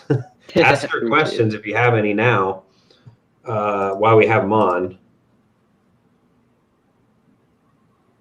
Gerry, you have anything? Not options related. You have anything non-options related? I do have things like how's YouTube going for you? It's great. It's the coolest thing ever. I'm just super happy with it, and I think I have just crossed 8,500 subscribers, and everyone's super cool and supportive, and rarely do I have any issues with it. So it's the dream, just showing what I see and it works out, and just showing people what to do and how I play it. Here's an interesting question. I don't even know how to answer this one. I have to think about this one, but another question for y'all. If you were to trade fully cash account, what realistic honest returns would you expect per week and or month? Cash is in like not a margin account or no stocks held? No margin is what I'm assuming. Oh man. So I would take whatever. If I had a $200,000 account, I'd instantly take 100 of that out, put it at 50, and then probably even scale back from there. And that's the premium I put on, which, I don't think that has anything really to do with, I don't know, 1%. Well, 1%, he's talking about week or month. 1% a month, pretty easy, I'd say. 2%. And, and Logan's sitting here like, what are you talking about? I make that in a day. But I don't know. I don't know if I can answer that because I've never done it before. Yeah, I've never done it. And without margin, I would say 0% for me. That's for sure. I like to, do credit spreads and anything that's risk defined. I very rarely take a position that a cash account would be excited about. Gerry, you have Or any even thoughts on given the that one? chance. No, he's talking about just, say your $30,000 is all cash. Is that what he's saying? Oh, gotcha. What would you do? Okay, I thought it was just if it was a cash account. Yeah, no, I would just do like I said, 20%, 20 or 30, 20, 30, 40% in credit spreads and probably 10% in leaps. And then the other 50%, I would go long-term shares personally. Or you could just keep it cash and just use it to defend your other positions if you size too heavily. But I'm personally not someone who wants to run 100% of all of my money in the market and options, because that's just too much leverage for me and the normal person, because emotions, right? Human emotions. Yeah, I think this is it's kind of like a personal question because everybody's going to have a different strategy. But I think I don't know if it's a he, I'm assuming it is, but I think everybody's strategy will be different. So I think everybody's going to make a different amount. Depends how aggressive you are too. So I don't know. That's a hard one to answer. Mm-hmm. Give me your three most important rules to trading credit spreads. Yeah, definitely. So I would say know your risk. That's definitely number one. People don't realize like the max loss is your max loss. So know that upon entering. Number two is what is the price action of the market in general. And my third trading like credit spread rule is, where is the VIX? The VIX is always your number one indicator of, is the money coming in or out of the market? Is there fear? And what is causing it? So you can then check everything else. And the VIX pops all the time, but is it sustainable? And if it's not, then there you go. Continue to What did trade the you way you've been think? doing it. Was it this week or last week? It was one day this week or last week or the week before. It was in the last 2 weeks. The VIX was up, but the market was up. Yeah. What day It was up. that? I mean, the VIX was up pretty Friday. good too. Last Friday, right? I think. Yeah, I'm like, that's a red flag in itself right there. Like if you Yeah. didn't notice that, then you really need to pay attention to that. But I would just wonder how many other people noticed it. Yeah. I honestly, I took that Friday off.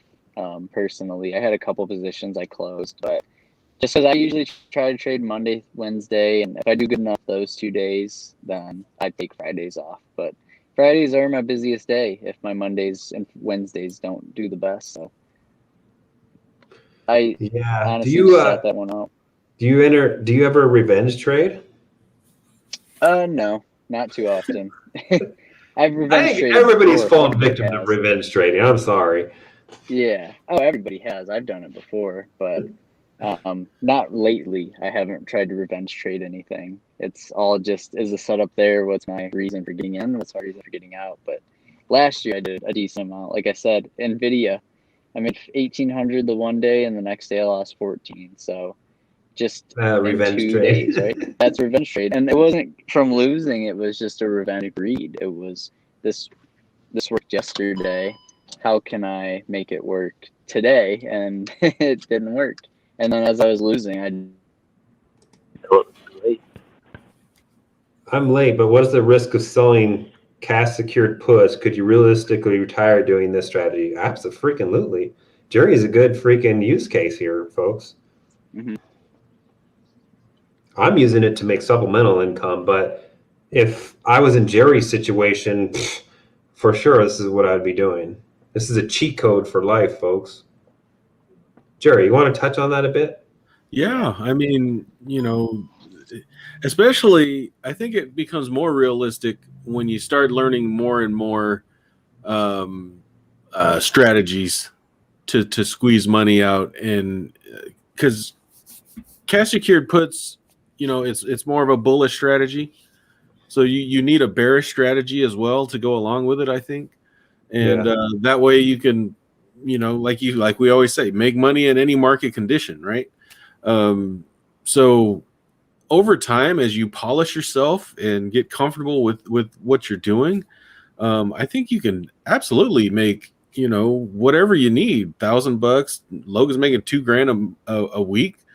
I think that's extremely easy to do, but you have to be disciplined. I think discipline is the I think that's the key in options is discipline. Because like I mentioned in the beginning here, every time I stray away from what I know that I'm comfortable in, I always get hurt in some way.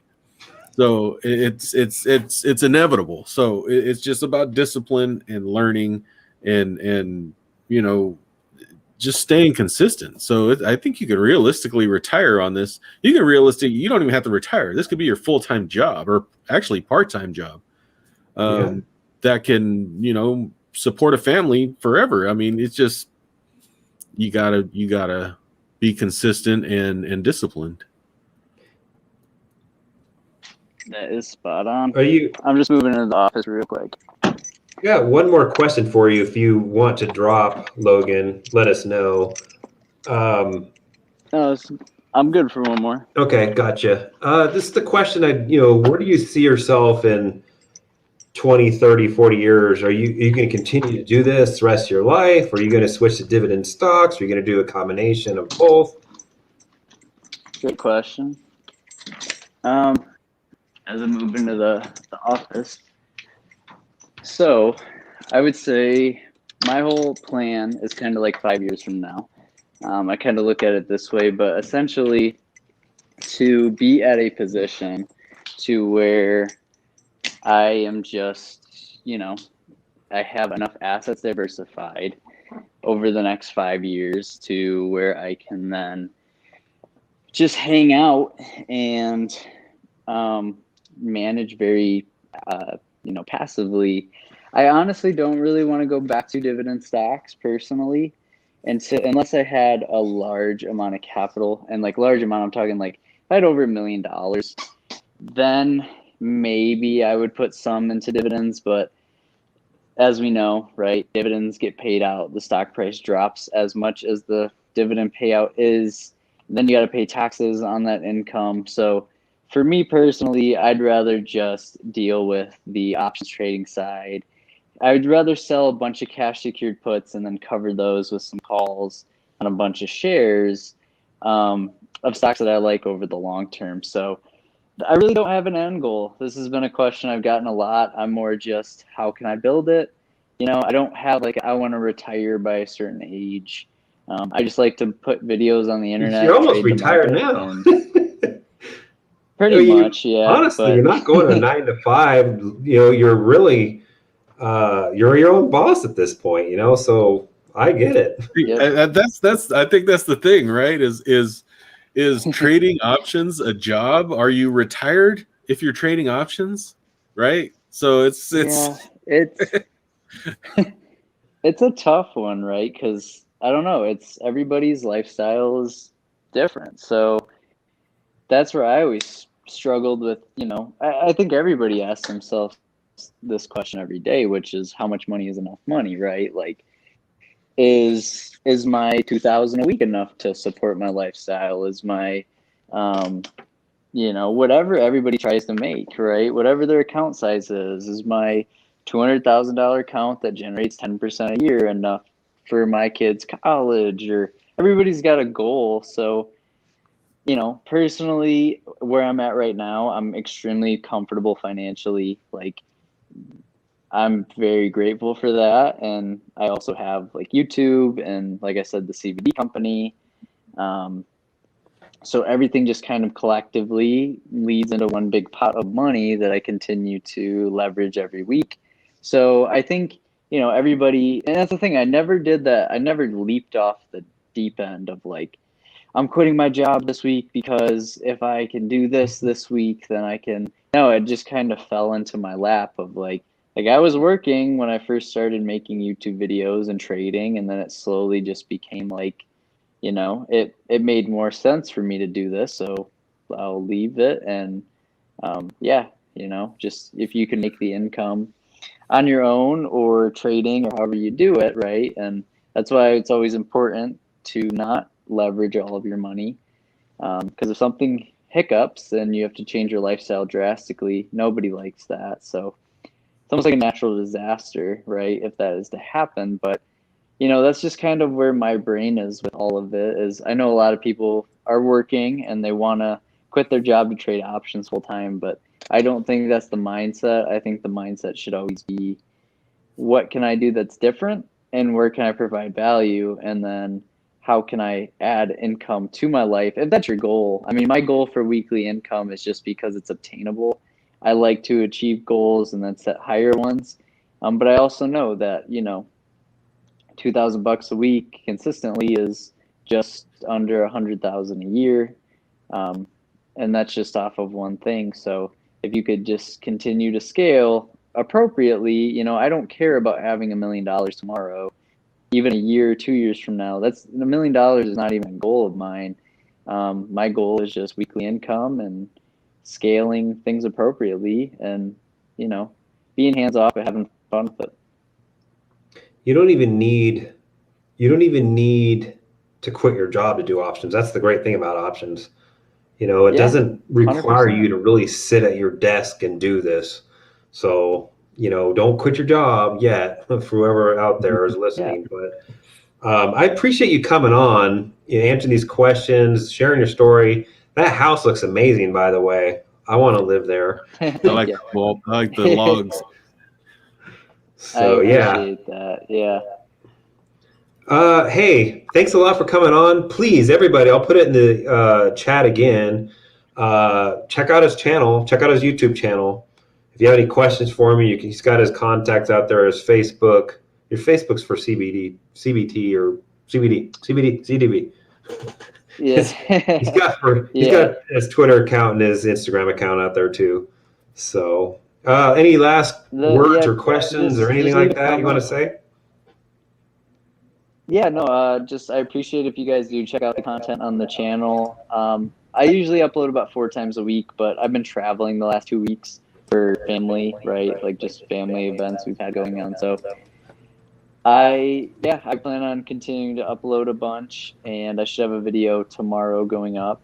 But yeah, if you have any questions continued from here, just leave them in the comment section. Watch a couple of my videos so you can get a feel, but seriously, I'm showing long condors, call debit spreads, like any sort of risk defined strategy, because I'd much rather just not be actively scalping the market or trying to buy the next stock going to $100 from $3 and whatever, news article that's written that everyone hops on. So I'm more of just passive. I look at it like an income style, and like you said, you don't have to quit your job to do it. Like most people can successfully trade them and work.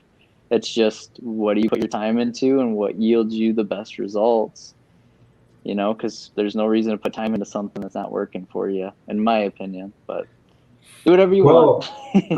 I mean, you're definitely an inspiration for some. Yeah, you look pretty young. I don't know how old you are, but you're pretty young. I am so 21. I'm sorry, 21, you're what? Yes. 21? 21. Yep. Jesus, that's amazing. Congratulations. I mean, that's just that's amazing. So there's the inspiration there, folks, for anybody, no matter what age you are, starting. Congrats. Hey, thanks a lot for hanging out with us tonight. And as any guests I've ever had, you're always welcome back. Just reach out, let me know if you want to come on or whatever. Sounds great, man. I really look forward to it. I'll definitely be reaching back out. Sounds good. Hey, take care. Let's all have a great week. Actually, we're not going to end the stream yet. Sorry. Yeah. We're just going to, Logan's going to take off, and we'll continue on, answer questions or whatever. But hey, thanks a lot for hanging out with us, Logan. See you, man. Yep, you got it. See you guys. Thanks for having me on. All right, later. Well, that was interesting. Yeah, that's pretty good. Pretty interesting. I like Different perspective, different strategies, different eye-opening things. Like I'm gonna look at doing SPX versus doing the Qs or doing the SPY. Like it just wasn't something I looked at doing, but yeah, it was definitely this was time. I think this was right on time because, like I said, the past 2 weeks I've been really looking at different strategies and iron condors and all kinds of stuff. And it's like, I really need to probably do some of these because define the risk, uses low margin impact if I can get where I want to be.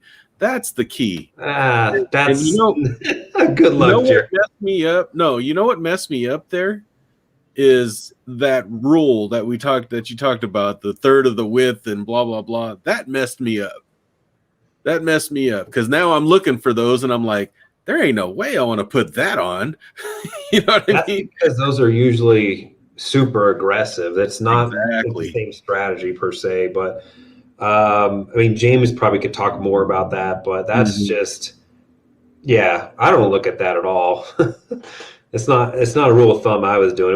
It was a rule of thumb when I was actually buying premium, but let's see here. What is in here? I think somebody answered this, but yeah, well, I mean, in his case here, he was doing SPX, so it's cash settled. He's not taking the position. So, but in general, if you're doing a stock, you would take the stock at that strike. But if it dropped too far, you'd protect it with the side you bought. Right.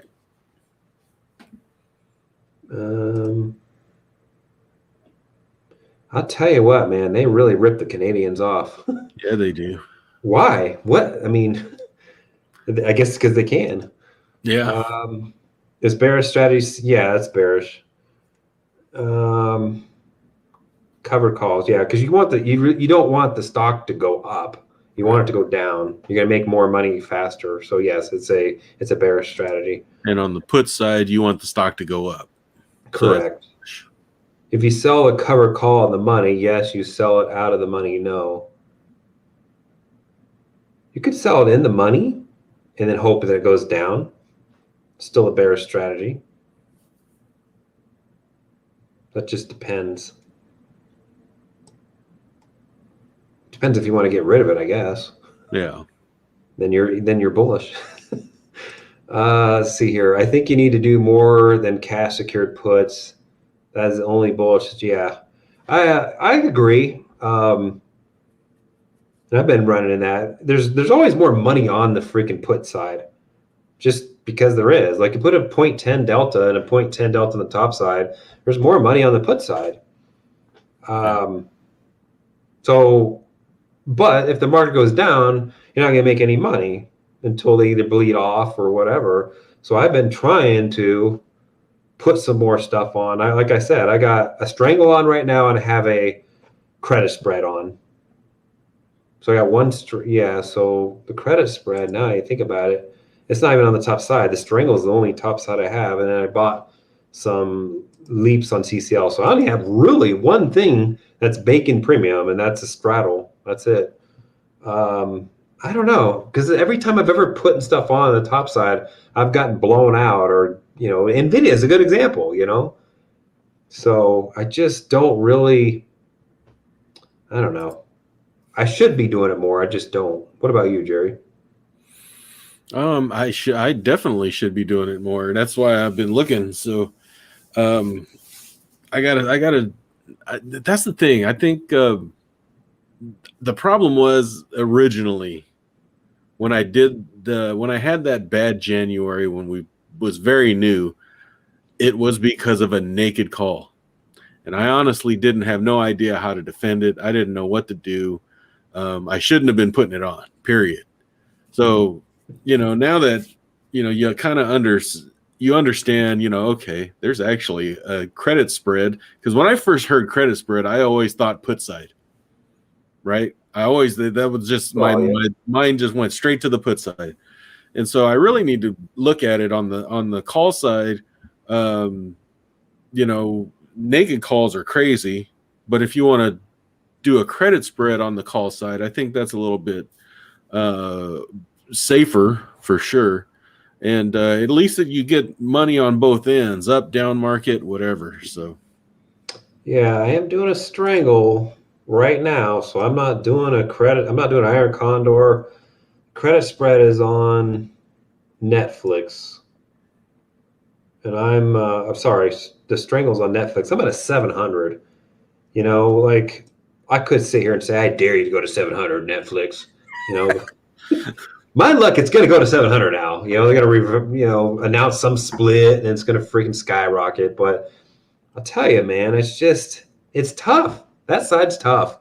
I hate it. It James is. likes it, but I mean, he's gotten blown out. So, I guess you could Jay Lizard it, I suppose, too, if you needed to. Let's see here. Yeah, make sure you check out Logan's channel if you want to follow Logan.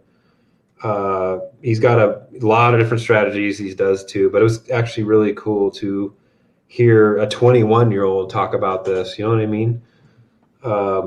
Jesus, what was I doing when I was 21? Real one. Get a fake one. Like it's just a waste of money, but I don't know what he's trying to say here, Gerry. Cover calls in the money. I want to make a higher probability income. Yeah, I don't know. It's too much churn doing that. Gets called away. Okay, I'm going to buy it back. I mean, okay, I'm going to sell puts, try to get back into it. Like it's too much churn. It's not something I even do anymore. It's too much work. Especially if you're trying to do another options account. Like, geez, if you have a dividend account, you're doing that. Plus, you have an options account. It's too much work. For me, it is anyway. Yeah, to me, it's just to keep track of it, right? Because, I mean, if you get it called away, do you really want to buy it back at that price that got called away? Because, I mean, you sold the covered call contract saying you were happy to let it go at, say, $15. Why would you buy it back at $15? So, I don't know. Yeah, I don't know. I just let the income ETFs do it now. I'm real lazy. Nice try there, Dave. You're not going, yeah, I didn't want you all to take off just yet. So the buying power you need to sell a credit spread is only the spread between the two strikes? Is that right? Yeah, because that's the risk. I never really looked at it like that. Yeah, I don't know. It's only you're doing 20 grand to put on a naked put on Amazon, and then I buy one 100 wide. It's like 9 grand, or it's less than that, or something that offsets it. So that's about right. About 10 grand. I don't know. That's about right. Yeah, it's the width of the spread. It's $5. So if you're, I'm not the spread expert here, Gerry. if it's a $25, 25 and 20, that's a $500 collateral needed to put on that. That's the $500 max loss. There you go. Learn something new every day. Billy, the width, yeah, spread, less credit, yeah, minus credit. Okay, gotcha. That's max loss. No offense, bros, but credit spreads do not end well in the long term. Each loss requires a minimum of 4 wins. Yeah, I get that.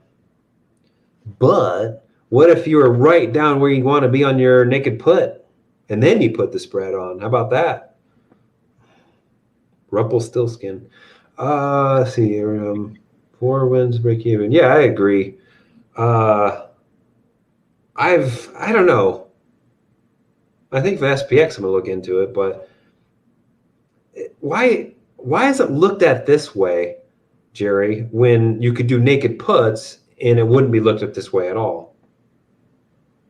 Why is it when you put a spread on, it's looked at as you take it, it's a loss. Now I got to make up this difference. So if you had a put on down there, and that's it, like nobody looks at it that way. I don't know. That's a good question. I mean, it's the same. I mean, it's the same thing. It's the exact same thing. You're just buying protection for it. That's the only difference. So I don't know. Nobody looks at it that way. It's almost like it's a guaranteed thing. They can't roll it. They can't get out of it. They've lost the money. It's gone. Because if my put, depending on what I was in, I mean, if my put got breached, I'd assess the situation. I'd roll it down. I mean, why don't you do the same thing? Matter of fact, Logan said ream and roll and ream. Sorry, I made that term up, but he said roll it out and widen it, and I just coined it as roll and ream. But anyways, that's just Dave. So yeah, why wouldn't you just roll it down, ream it out, add more, whatever? I don't know. It's so weird how the people on the credit spread side that do them all the time look at it versus how we look at it. Yeah. That don't do them. Better stick with safe CSPs, etc. That's what I'm doing. But I like to keep my eyes open too and not have the blinders on. I like to keep my eyes open, add some more strategies, add some of this in there, add some of that, make my life easier, keep it safer, make money in all conditions, reduce risk, whatever. So I'm literally, that's all I was doing with CSPs. Rarely was doing anything else. And it's like when the market's down, the whole account's red and you're not making any money that day, theoretically. So yeah, I don't know. So a put spread is just selling a CSP, then buying insurance put. Yes, you're buying it down lower. And what I normally do is buy it way down there, because I was always trying to reduce the buying power used, not really using it for protection, which is not really, what most people probably do. Even strangles would be better because of the potential to deploy various defensive mechanisms than credit spreads. Yeah.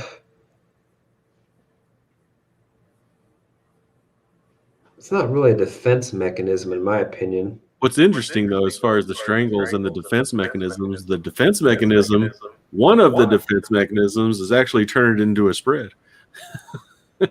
Or a jade lizard. Or a jade lizard. If you're doing, or iron condor. I wonder how many people put on. Well, jade lizard really doesn't matter. Yeah, I don't know. I don't think anybody would do that. I don't think anybody would put on a lizard and then turn it into an iron condor or something. There'd be no reason really, supposedly. But even strangles. Yeah, I don't know. I like strangles. It's just every time not every time, a lot of times I put them on, it's, man, the stock's just going to run. It's just Dave's luck. So, yeah, I don't know. I haven't put an iron condor. I don't know if I've ever put an iron condor on outside of a paper account. I was just testing my script with. Have you ever put one on, Gerry? A real one? A real? What do you mean, a real one? Like money sitting out there that's not in a paper account, like a real money at risk iron condor. No, that's what I'm saying. Last week I was searching for iron condors. I'd put them. I use the strategy builder in IB and I'd save it. I'd save the order and I'm like, man, do I put that on? So I have it, but to me, it's there's not hard to me. Like you just pick your two extremes where you want to be and then just throw on the protection. Like it's they're not hard. I mean, don't let Gerry and I sit here and try to say, oh, these are difficult, or no, they're not difficult. Don't think that they're difficult either. Like literally, Gerry and I just pick the extremes where we want to be anyway, and then throw on the protection. There's your iron condor. But I don't think I've ever put one on, a real one. Let's see here. I like selling puts than selling coverage strangles if assigned. Can skew toward, what's a coverage strangle? Isn't that an iron condor? Coverage strangle. So a coverage strangle, if you own the shares, a coverage strangle would be selling a put and selling a covered call, right? So it's a strangle, but you own the shares. So you just want the stock to stay where it kind of is my guess. Right. Covered strangles. I never heard that one before, Billy. Makes sense when you put the logic to it, Gerry. Covered strangle. You want the stock to pretty much just stay right where the hell it is. Yeah. Is what it sounds like to me. I wouldn't exactly say 168 losses blown out. Yeah, you got blown out. You didn't get blown out, but look, you got in the money. I mean, that's like, yeah, I agree. It's not being blown out, but for some people that might blow them out. I don't know. He's always freaking busting my balls, isn't he? All my naked calls have made money. Yeah, I have bad luck.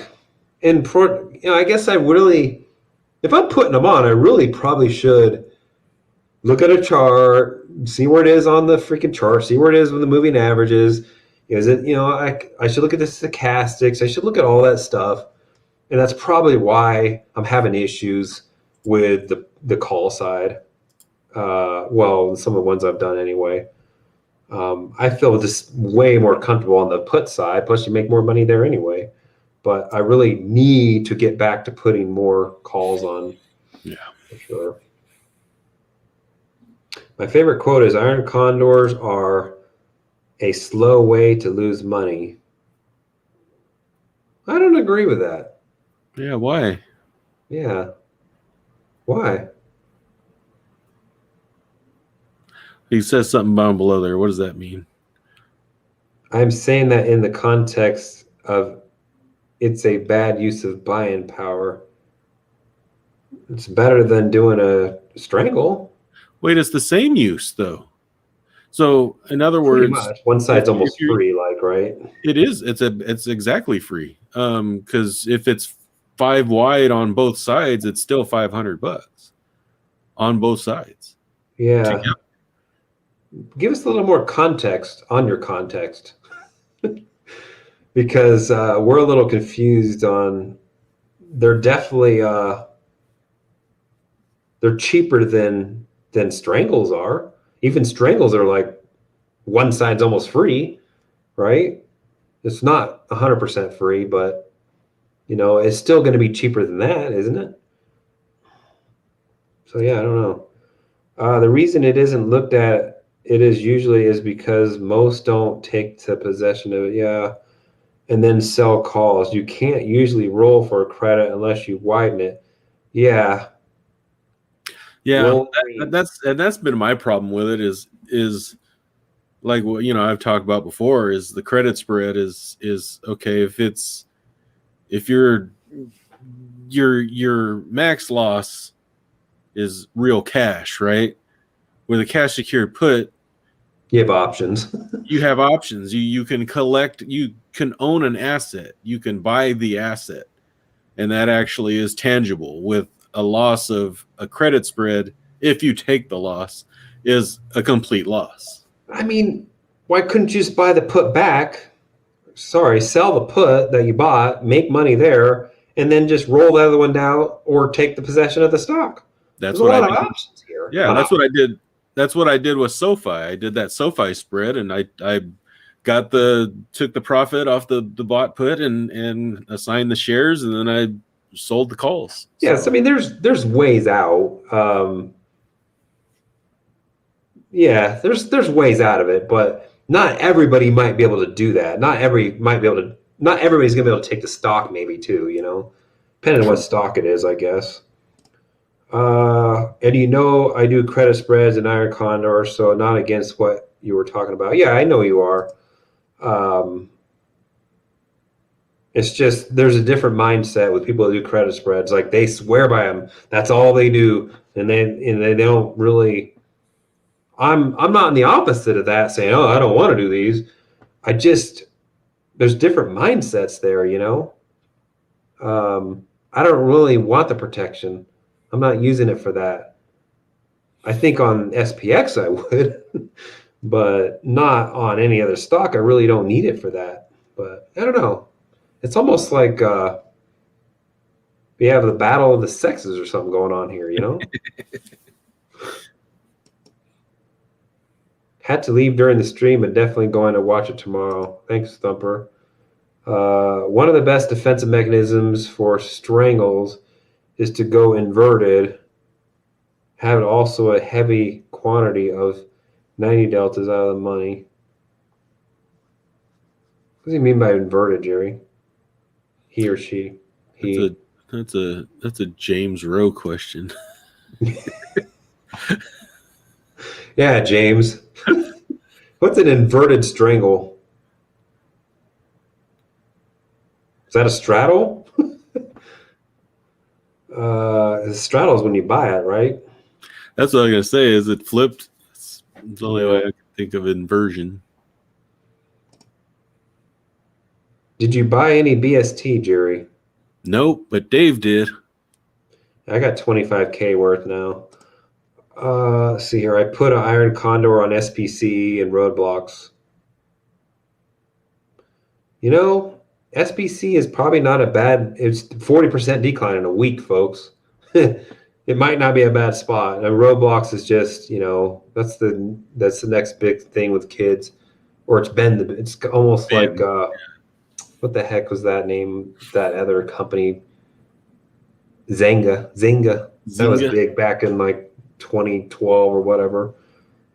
Let's see here. Quants look at what's quants? Quants look at credit spreads from a win-loss lens is because using a repeatable strategy with the same dollar value is the best way back to what's quants, Gerry? That's a James Rowe question.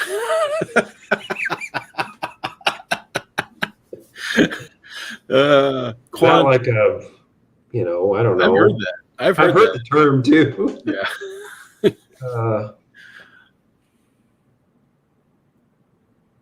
Yeah, I don't know. Quants? Is that like a mathematician or something like that? I think it is. Can't you just say mathematician? Just kidding. Quants. Quants use computers to tell them what to buy and sell. Mathematical and statistical, dang it, methods in finance and investment management. Statistical. Damn word. Credit spread from a win-loss lens because using a separate strategy with the same value is the best way to backtest. Yeah, I don't know what that means really. I need like a practical example, I guess. Because it's like when it comes to credit spreads, in my opinion, what makes them profitable or lossable, is that even a word, is what's the delta you picked on your short put? You 50% or you 0.05? You know what I mean? Like if you're 0.05, the win-loss is going to be a lot higher with the 0.05, right? Or the win percentage is going to be a lot higher. So I don't know. I think there just needs to be more context. Sounds like this guy's a smart dude.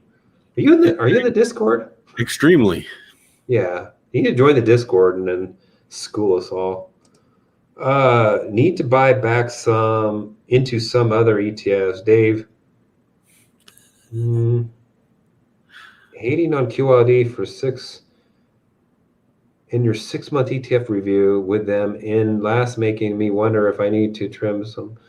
I've been hating on it for a long time. And I mean, Gerry's video that he put out on Saturday, folks, literally tells a story of why. It's not the number one worst position, but yeah, I mean, it was close, right, Gerry? It didn't do horrible. I mean, if you're talking about an income fund, right, and you're using it for income, you want a flat line. That's kind of what you want. You don't want your capital to lose money. You don't necessarily want it to. It doesn't matter whether it rises up in price because you're never going to sell because you're using it for income. So a flat line is actually just fine for an income fund, especially if you're trying to build a position. You can just keep buying and build that income up. But right now, if you were wanting to build a position in RYLD, it was fine, right? But now it's ran from, I don't even know the numbers. I'm just going off the top of my head. It ran from $23 to $27. Now that same dollar of income is costing you more money than it did before. Now with QYLD, that same dollar of income is costing you the same amount of money it is today than it did before. So it's it's one of these. What are you looking for in the fund, right? And just because I hate on QLD doesn't mean I wouldn't have it in my portfolio. It may be in my portfolio next year. It may have a position in there. It's not going to be a very big position. It's going to be maybe 10% of my whole portfolio value. I don't know. We'll see. So when I hate on it, it's not like, oh, I'll never own it. You should get out of it. It's a piece of shit. Like, no, I'm not saying that. ROLD, honestly, right now wouldn't be a bad time to even pick up some of those shares with the decline we've had like the last 2 weeks in IWM and in the Russell. That might end up in my portfolio too. Yeah, go ahead and take a look at Gerry's last video. He literally did a comparison against all of them. BST wasn't in there though. An inverted strangle is similar to a normal strangle, but instead of the call option being above the put option, the call option is okay. Well, that's some trippy shit right there. So I'm trying to picture would you that. put that on initially? Wouldn't that cost you a fortune? They're both in the money, right? Selling them, or are you selling them or buying them? You need to go back to see what he originally said. Quantity, defense mag. What's the purpose of doing this, though? Is my question. It said the defense mechanism for strangles. So if you had a strangle on, then you would put this on too, is what you're saying?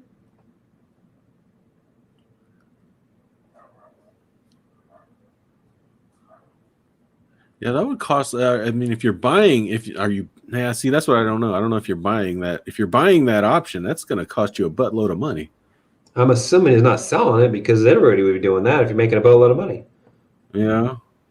I mean, what is the purpose of this, I guess is my question. How would you practically put it on? And he said it's a defense mechanism for a strangle. So if you had a strangle on, would you put this on too? That's like an iron condor, but it's a reverse iron condor. It's an inside out iron condor.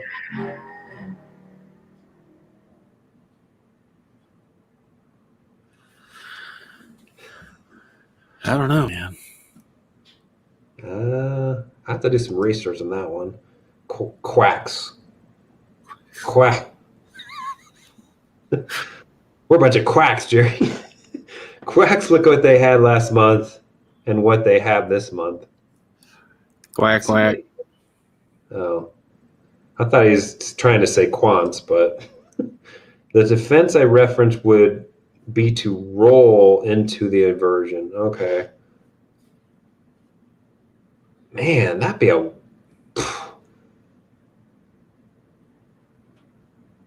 How do you roll? If I had a 4,000 call on, and let's just make it easy, a 3,000 put on, you're telling me that I would roll that 4,000 all the way down to a 2,500, and then I'd roll that 2,500 all the way up to a 4,000? Wouldn't that cost me a boatload of freaking money? Why are you selling them though? If you're selling, it's the strangles you're sold, so it's all short. Would you sell these too? And how does that? They're both in the money, right? You're selling it. Yeah, they'd be both in the money. Wait, let me take that back. Oh, I can't follow this, Gerry. We need a whiteboard. I need a whiteboard. I need a whiteboard. I need to see the video on that and see why I would do it, and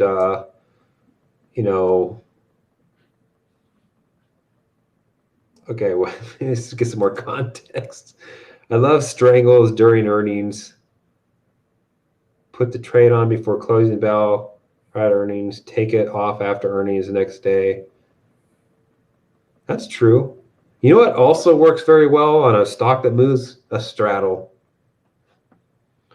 I wonder if anybody here has the balls to do it though. On a stock like Tesla would work pretty good probably. Smash the like button. Thanks, Dan. Looking for income and money preserve. Yeah, well, that's where I'm at in my stage of my life. Preservation. Let's see here. Okay. Inverted is if your calls are below your puts or your puts are above your calls. I am inverted on 2 stocks right now. What does that mean, Gerry? How do your puts get above your calls? That's if he buys or sells the call below. He's talking about the roll becoming inverted. You don't go into this strategy like this. You end up like this. You end up malformed. Your calls are below your puts. What does that mean though? I'm looking at it from my point of view of what I have on right now. That's the problem probably because my shit's just way out there. Let's talk about the value or talk about the strike? I would think the strike. If you have a call at 4,000, how are your calls below a 2,500 put? Oh, he's talking. That's after you roll it or roll it. What would you? Is that called rolling? It's inverting. It's inverting. That's after you invert it.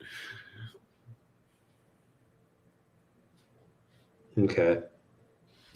Holy cow. Short strangle. Defending is short strangle. You only have to defend one side, though. You can't defend both. You don't have to defend both sides. Why would you even do that? I'm simple. I'm a simpleton, folks. Look, if I have a freaking strangle on, why would I need to care about one side or the other? Why would I need to do an inverted straddle, a strangle?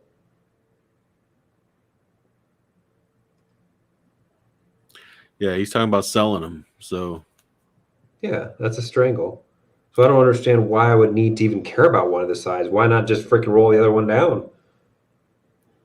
let's see. Let's think about this. If your call gets breached,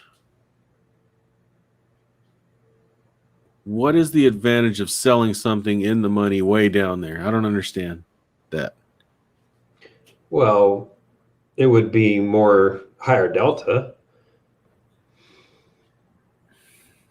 But it's already in the money, right? If you're assuming your call's breached. Yeah, we have to go back to the drawing board on this one. Maybe on Thursday we'll talk about it. Quotes are basically math. Yes, selling the options. I think it's funny that you pick a 5 or a 10 delta to sell a put, but won't sell a 5 or 10 delta on a call. No, because the 10 delta is way too. It's not where I want to be. Look at like a 10 delta on like Amazon. It's like, oh, I could get there. You know what I mean? 45 days out. Yeah, I think it's funny too, but I do the exact same thing. It's like, okay, where's this 0.01 delta add on the call side? What can I get for a 0.01? I have a 700 Netflix on. It was a 3% probably in the money, but on the downside, I had a 6% probably on the money for Netflix. I would do the same thing for Amazon, but I'd probably be even safer than that. Because a 0.10 on freaking Amazon, I look at it, it's like, oh shit, Amazon could get there in freaking 45 days. So that's the reason why I use that logic. The math is exactly the same as what he's saying, but it's really not, or the probability is the same, but they're really not.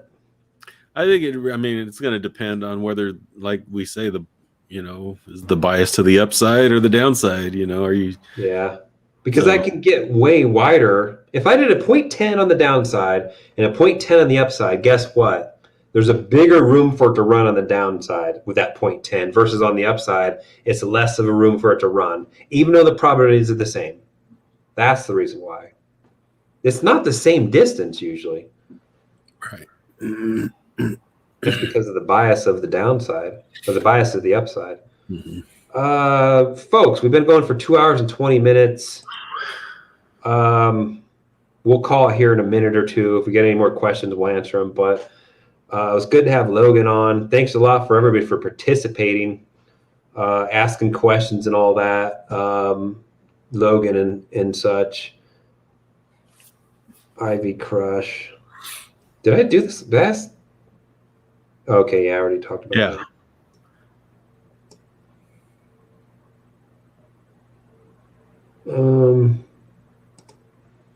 You need to do one to understand you're just buying the time, but the amount collected is very high and many times pays off. Let's talk about it on Thursday, James. If you can come up with an example or good videos on it, I'll watch them too. I don't know if Rumple B is in the Discord or not. So if you are, then you can join in as well. It'd be great. Inverted is selling the call below the put or vice. Yeah, we determined that. We just don't know why you want to do that. Or I don't know. Nodding head to wait. Nodding to head to what one above me said. Yeah. Thanks, guys. All right. Hey, thanks a lot, everybody, for joining. Market, we're down 157 on the YM. Yeah. Sorry for anybody that's in crypto. It's getting the shitstorm again. Freaking CL is getting destroyed again. And also looks like the Russell is the hardest hit right now. So, of course, I'll have a good week, hopefully, and we'll see you in the Discord. Jerry, you want to say anything? Of course, the Russell's getting beat. Obviously, don't put all your freaking eggs in one basket or under one hen, Jerry. That's going to be my week. My week is who knows. Anyway, glad to have you guys. Hope you guys have a good week. All right, everybody. Take care. We'll see you next week. So everybody have a great week. See you later.